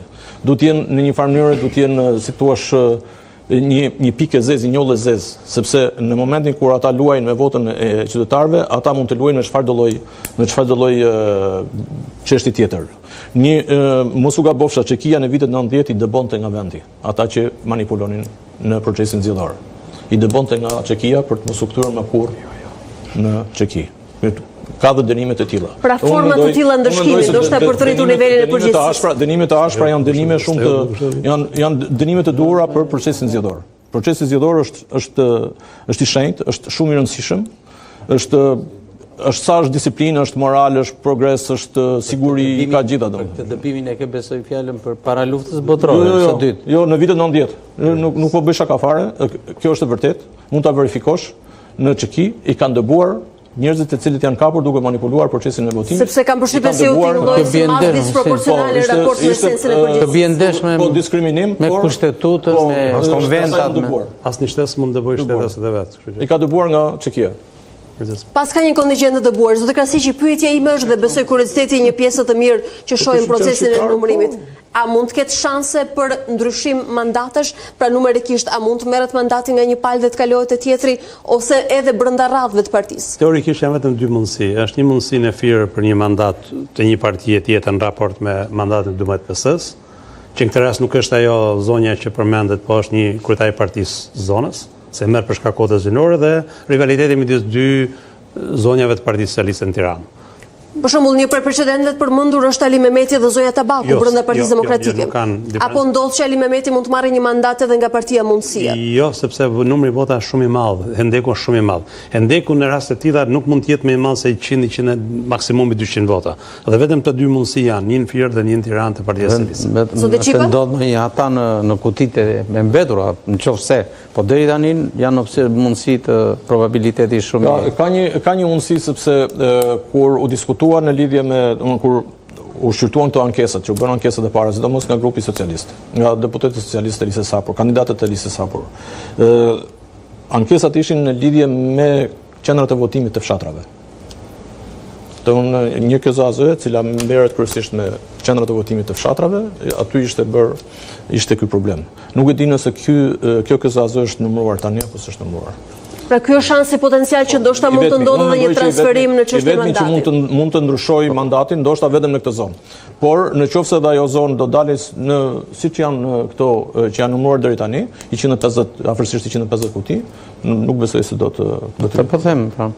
Se numërimi bëhet në nivel qarku, nuk bëhet më në njësi në KZAZ apo në Po, njifen. E di për rasti që përmend Sami është i saktë, fakt ndodhi, po ndodhi ata urrehen Sami ku nuk e dinin që kanë se ku janë. Në moment që e pan diferencën janë korrekt, tani janë miq, janë aleat, kanë festuar sot 34 vjetor. Po, do të thotë se diferenca e mundshme me një mandat në Tiranë. Njëri që u rraf nuk ishte brenda, domethënë ishte jashtë. Jo, kam përshtypjen edhe ai është i lumtur që ka humbur. Po ju rekomandoj të flisni me emra dhe identitete se publiku është i paftë ju dekodojë në gjuhën tuaj për këta që rrihen dhe këta që festojnë. Po ne një çunë kemi që shënon gola në Tiranë, edhe rreth parlamentit e kaluar doli më i votuar në Shqipëri pa njohur askush, dhe një kemi ndaj që fiton që kur është për pluralizmin politik në zonën e Dajtit. Për zotin Qefalia, po flisi ka përshtypjen. Në rastin konkret rivaliteti ishte midis tyre dhe ndodhi incident në Tiranë. Incidenti meritonte hetim dhe meritonte distancim politik, nuk ndodhi dhe është një leksion se si partitë dërgojnë jo zonja, jo vajza, jo djem të edukuar në komisione, po dërgojnë muskujt. Ne e pam ç'a ndodhi në Vorë.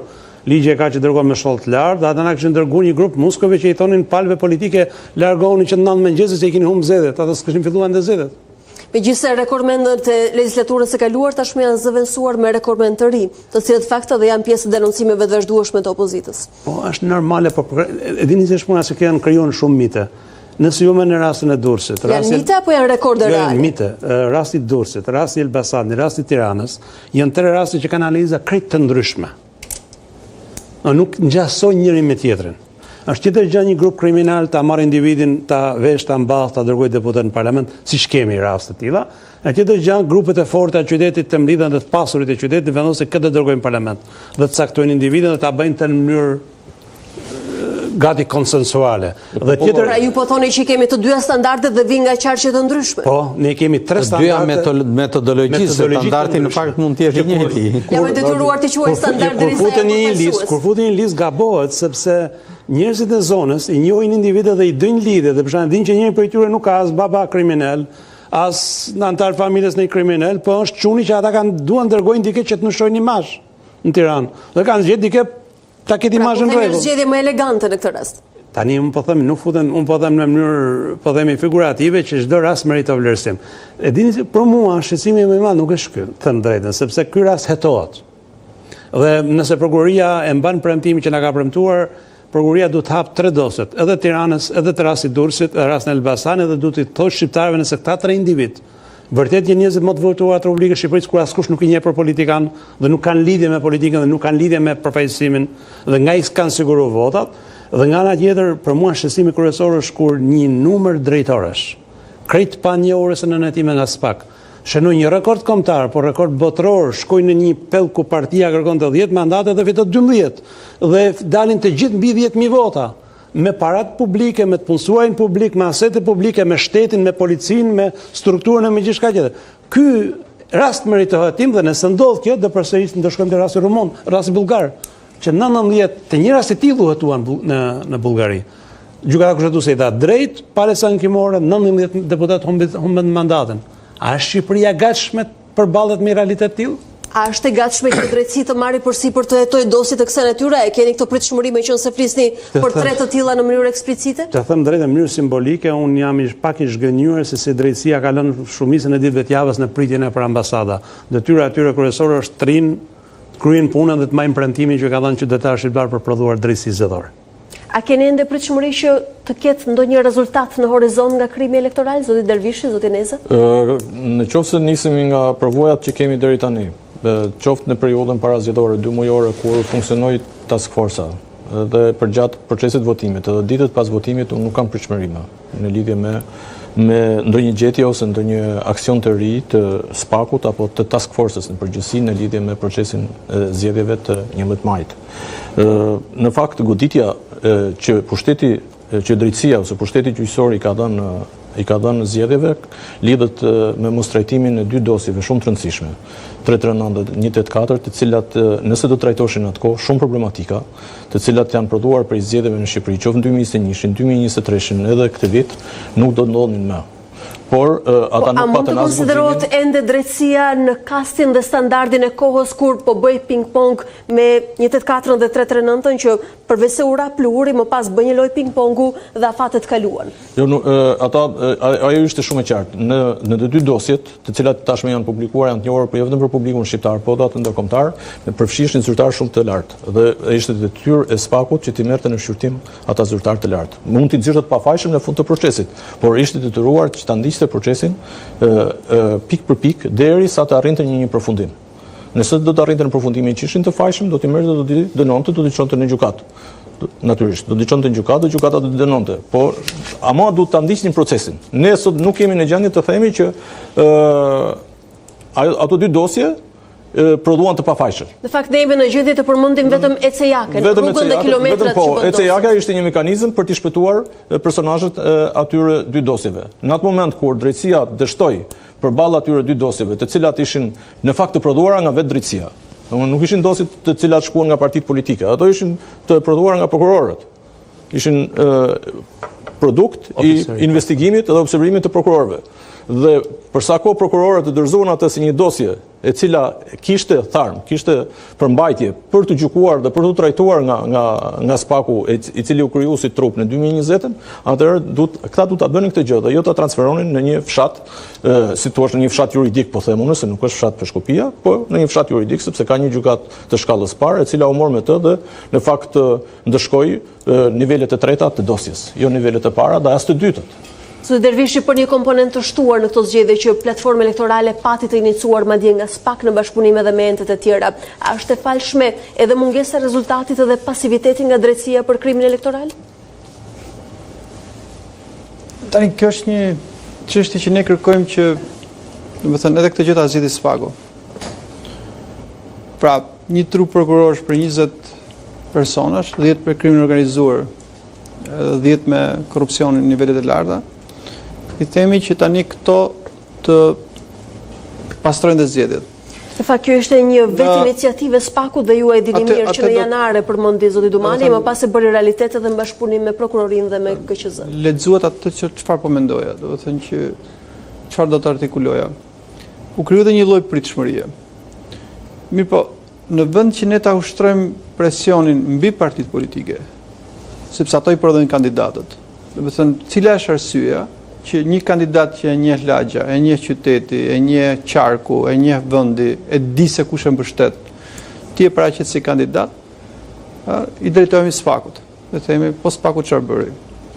Nëse partia politike ushtron presion ndaj SPAK-ut, dhe kishim presion të qartë kryeministit, çfarë duan ata, ç'pun kanë në fushatën, partia është mbete, ka historitë e veta. Nëse policia e saboton ose eskorton ose mbyll syt, veshët, hundët, gojën përballë këtij fenomeni, ose denonson denoncuesit. Më keq. Nëse prokuroria e zonës, do të thënë, nuk bën asnjë lloj veprimi për shkak sepse edhe policia s'bën asgjë, nëse oficerët e policisë gjyqësore nuk bën asgjë, nëse BKH dhe pastaj të shkojnë aty shikon prokurorët e SPAK-ut dhe oficerët e BKH si peshku pa ujë. Do të thënë që sillen vërdall për të bërë titull lajmesh dhe nuk sillen asgjë. Pra nuk është çështje thjesht dhe vetëm e SPAK-ut. Edhe dosjet e famshme, 184, 339, do të thënë nuk kemi më në 2017. Pretendojmë që SPAK-ut i kanë dalë dhëmbët, janë rrit thonjt, pra që ka diçka më shumë se ç'ka pasur dikur. Por presioni po e drejtojmë si thua në mënyrë jo proporcionale. Do të thënë jam për atë po. Do të thënë, Prokuroria Speciale ende nuk ka marrë së paku një rast të ta bëj shembull. Së paku një rast, megjithëse po flasim për kohën, sepse ishte rasti i Durrësit. Nuk e di se çfarë duhet bëjmë më tepër, që e merr listën e Durrësit të kaluarën që ikën, u tretën, që doli nga përgjimet, dosjet e reja, denoncimet e reja. Që doli nga përgjimet. Pra, do të thënë nuk ka qenë dot proaktive. Ndoshta mund të tregoj diçka më pas, edhe këtu koha si thua është gjykatëse më e mirë, se ne e pam se çfarë ndodhi me Elbasanin në 2021-shin, që u përfshi në gënjeshtër, mashtrim, shpifje publike, drejtori i përgjithshëm i policisë, prokurori i çështjes, ngjarja ishte tragjike. Nuk do të ndodhte më mos ishte policia, sepse policia u njësu me partinë në pushtet. Dhe kjo tashmë është krejt e qartë, pra është çfarë ndodhi në atë kohë, dhe çfarë ndodhi në atë kohë, mund përsëritet në forma të ndryshme, pavarësisht dinamikave dhe specifikat veçanta në Tiranë, në Durrës apo në Elbasan, dhe thjesht do shohim fuqinë e krimit të organizuar. Pra është një fuqi e madhe financiare, e cila kanalizohet në politikë, e cila pastaj përkthehet në tendra dhe pastaj kthehemi në një cikël që vetë kryeministri e pat shpotitur dekada më parë, që thoshte vjedhim zgjedhjet për vjedh Shqipërinë. Dhe rikthehemi në të njëjtën stad ku shohim cila është fuqia ekonomike e krimit organizuar dhe pse vjen duke u rritur për shkak të penetrimit njerëzve. Do ne kishim deputetin që strahonte njerëz të akuzuar për vrasje, ngjarjet më të rënda kriminale, i strahonte deputeti. Por ka të bëjë me vetdijen. Do të thënë, nëse ti e di që po i themi filan parti po bën këto gjëra dhe ka gjetur dhe ata justifikimin fantastik, do të thënë që ja kemi lënë drejtësisë të gjë. Edhe duket sikur i përgatit këto gjëma që drejtësia të dalë me sukses. Nëse ti shkon dhe voton prapë atë, ajo është në të drejtën e vet ta dyfishoj zullumin.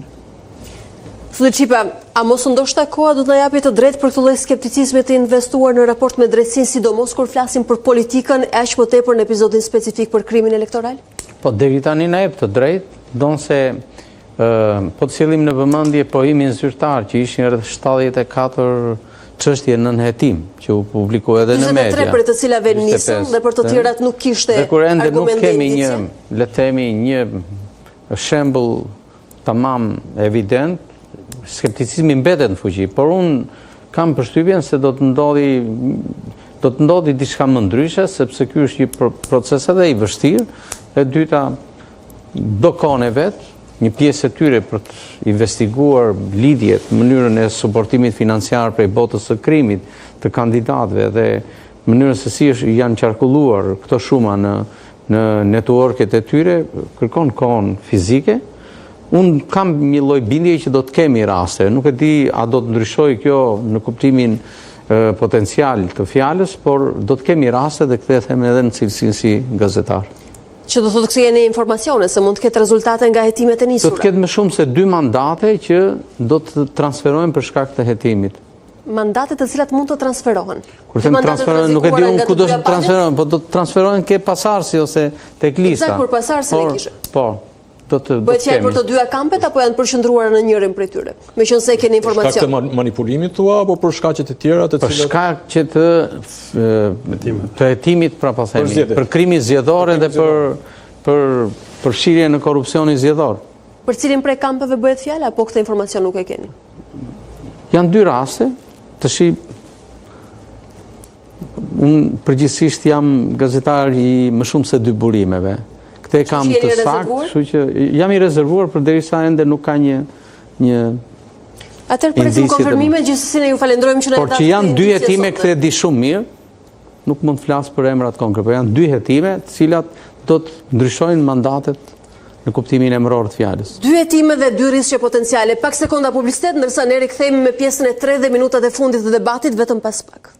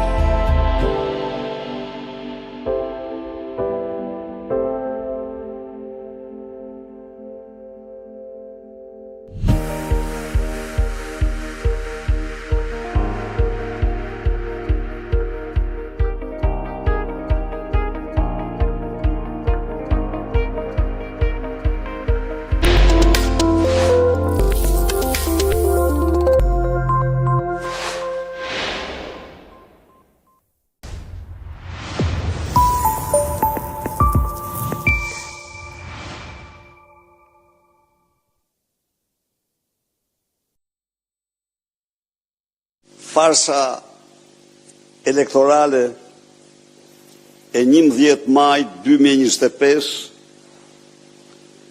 kishte si një nga tiparet më kardinale rolin përcaktues të karteleve të drogës dhe organizatave kriminale. Përfaqësuesi i kartelit Troplini, kartelit më të madh të kokainës në Europë pas postimit nga vendet të tjera dhe zotrimit nga ky kartel i portit të Durrësit.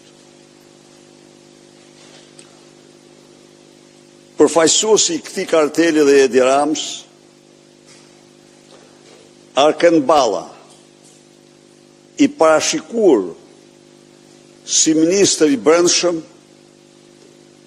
njeriu që mori 5200 vota më shumë se Edi Rama në qarkun e Durrësit,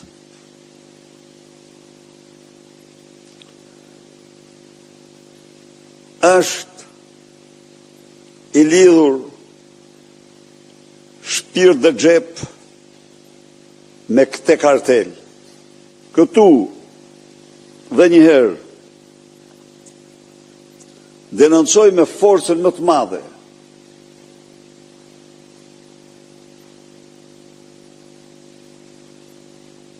kartelet e drogës dhe implikimet e tyre në ndrejtimin e Edi Rams në zgjedhjet në farsën elektorale të 11 majit.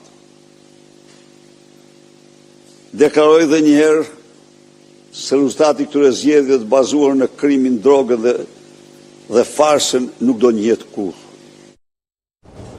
E rikthehemi drejt për drejt transmetimit të debatit, por i kthej komunikimin të zotit Zhipa, me qenë se na foli për dy emra konkret dhe ja të kemi tek një emër tjetër, të cilin e ridenoncon ditën e sotme zoti Berisha. Bëhet fjalë për Arken Ballën, një prej rekordmenëve të ri që vjen nga qarku i Durrësit dhe që zoti Berisha etiketon edhe njerëz si përfaqësuesin e kartelit të Troplinëve tha sot. Po, ky pohimi i zotit Berisha i ka dy tehet ose dy anët e medaljes. E para atë që vlerën politike, e para tha që do t'jede ministri brendshëm e tjerë, është ajo që ne kemi thënë strategjia për të krijuar një perceptim edhe imazh publik për inkriminimin e jo vetëm procesit, por edhe të zgjedhurve socialist në atë që kryeministri e quajti skuadra e shumicës. Dhe dyta, duke para deklaruar mund të mos ndodhë që tjetë ai dhe ai do ta përdorë siç thotë zoti Krasniqi që tu thot mbështet vetë. Si suksesi i opozitës. Si suksesi nuk ku vendos ky njeri. Kështu që kjo është thjesht janë mesazhe politike më shumë. Ajo që gjithmonë mbetet në vëmendje të opinionit publik është kur kryetari i opozitës nxjerr letra dhe dokumenta siç ka ndodhur apo video siç ka ndodhur në disa prej daljeve të fundit. Madje edhe për ditën e nesërme ka paralajmëruar një lajm të tillë, sikundër e ka thënë. Kështu që jemi tek nuk ka nisur me laptopin ende. E pra. Jo, po tha diçka, nesër tha do të kemi faktet kështu të reja. Kështu që kjo është përplasja e dy palëve për ta përdorur se jemi në një kohë vakum në fakt për politikën deri sa të mbaroj procesi i rinumërimit edhe i certifikimit të rezultatit zgjedhor. Ende nuk ka dalë rezultati zgjedhor, nëse do dali besoj në fund të korrikut, kjo mbetet për tu parë. Pastaj janë proceset e tjera të karakterit juridik. Dhe ato do duan kohën e vet që është kohë e konsiderueshme. Kështu që vakumi me gjas do zgjasit deri në shtator. Patjetër. Kur të ketë afatin deri shtator jo, po të paktën ne do ta kemi një ide, sepse kam përshtypjen që kryeministri do fillojë të bëjë nga ato hedh karemet e sezonit veror. Së pari do të dalin emrat edhe do të përmenden shumë emra, do të bëhen disa lista për kabinetin e ri. Pse radha i ka kursyer për gjatë në fakt? E dyta, kemi konspiracionet që kanë filluar që të qarkullojnë. Një pjesë do të rikthehet besoj në agjendën e akuzave politike të opozitës, dosja me Conical, me shumë gjëra të tjera, konspiracionet të cilat janë të ushqyera dhe kanë ushqim edhe nga drejtësia.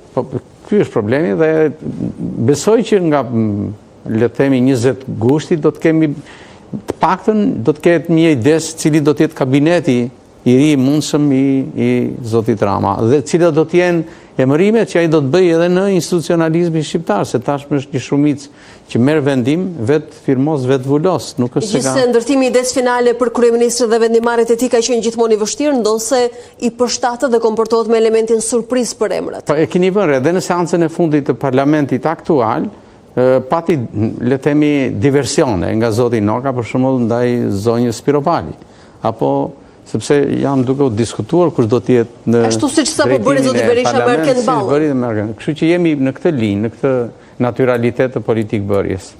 Zoti Krasishi, për ju është vetëm konsumi retorikës politike të ditës apo ndoshta kapja dhe investimi pas emrave konkret aq më tepër kur kanë etiketa serioze, ka diçka pas? Unë mendoj që strategjia e opozitës duhet i përqendruar në dy qarqe, të cilat përbëjnë deformim edhe natyral, edhe historik, edhe statistikor të zgjedhjeve, dhe është qarku i Elbasanit dhe qarku i Firit. Ku diferenca është shumë e madhe në mandate, ku ka jashtë çdo lloj sondazhe dhe pritshmërie rezultat. Rasti i Durrësit i ka të gjithë elementet, por rasti i Durrësit le të kujtojmë edhe në aspektin politik, niveli i përfaqësimit të PS-s Durrës është nga qarqet më të dobta të Shqipërisë. Aty kanë hyrë sa biznesmen që kanë qenë njerëz të nderuar në punën e tyre pas një lloj lidhje politike. Ka hyrë një person publik i cili thënë drejtën me shumë kurriesh realizova intervistën e parë, edhe tha unë do mund të në butë jem kryesor dhe jetë më ndërtu bibliotekën e qytetit. Ai se kuptonte që deputeti s'ka lidhje me bibliotekën e qytetit. E ka bashkia dhe ka ngatruar zgjedhjet e konkurimit ideja. Dhe të tjerë që janë pastaj si tipat e këtij djali. Kështu që nuk mendoj që Durrësi duhet ishte kalb beteje kryesor. Elbasani dhe Firi janë miniera, palishmërie, informaliteti, ndikimet palishme dhe vende ku mund gjesh pafundësisht prova për dërguar në SPAK. A ka një zbrapsje nga këto dy qarqe, apo në fakt mund tjetë rastësore dhe aksidentale që materiali kësaj radhe është marrë nga Durrësi dhe ka një investim për këtë qark? Nuk e kam idenë, sepse varet si opozita ka ndërtuar strategjinë e vetë, po ideja është nuk marrë interesin e opozitit, marrë interesin e zgjedhjeve në Shqipëri. Dy qarqe që kanë bërë thyrjen e madhe janë të dy qarqe, dhe kur nxodh që ka thyrje kaq madhe, sidomos në thyrje kaq madhe, sidomos mandatin e katërt, njeriu thotë çfarë ka ndodhur atje dhe pyet çfarë ka ndodhur atje. Ne kemi pyetur dhe na kanë thënë njerëzit atje çfarë ka ndodhur. Na kanë thënë PS dhe PD-ja, por atë që ne dim duhet ta di dhe duhet ta di publiku dhe duhet ta dinë organi zbatues dhe duhet fillojë dikush hetim. Kjo mendoj që duhet jetë prova kryesore për të rënë një lloj fenomeni, për të rënë kokë fenomenit, pa për të kapur pastaj me emrat posaçëm në zona të caktuara, mund vlen si individ, po çfarë ndodh nëse ikën njërin e pa Durrës, ikën 3, erdhën 3, dhe çfarë ndryshoi asgjë në botë, mandatën ngelen pa aty. Pra ka zëvendësime të së njëjtës natyrë. Kështu që nuk ndryshoi shumë kualitetin dhe madje një nga ata që ishte shpëtuar listës parë nuk hyri tani, por po të hynte do hiqte mandati për shkak rekordeve, kështu që është histori e përsëritur. Këto dy qarqe mendoj Berati, Elbasani dhe Fieri janë qarqe që meritojnë investim maksimal edhe të organeve të hetimit, edhe të politikës, edhe të individëve mediatik që kanë një lloj interesi profesional për të parë çka ka ndodhur atje. Zot Dervishi, në kuadër të strategjisë elektorale që po ndjek zoti Berisha dhe opozita, a janë të vlefshme denoncimet të kësaj natyre post 11 maj që përfshin emra dhe qarqe të caktuara, ndoshta edhe për të eksploruar mbi fenomenet që kanë ndodhur me abuzimin dhe deviacionin e votës? Okej, por kemi dy situata, kemi një rezultat spektakolar që quhet fitoria e madhe, dhe kemi dhe qëndrimin e opozitës që i quhen fars. Edhe në funksion të kësaj politike janë goditjet e përditshme me, si thua, informacione të vogla, detaje të vogla deri tek detaje, themi, ose informacione ulëritëse. Pra është strategjia për të thënë që këto zgjedhje nuk kanë qenë barabarta dhe këto zgjedhje kanë probleme. Dhe fokusi është përqendruar ndoshta jo aty ku thot me drejt afrimi që të shpjegoj disa rezultate matematikisht shumë pikpyetje siç është Firi dhe Elbasani, por ndoshta edhe thjesht tek kandidatët. Do të thënë një kandidat që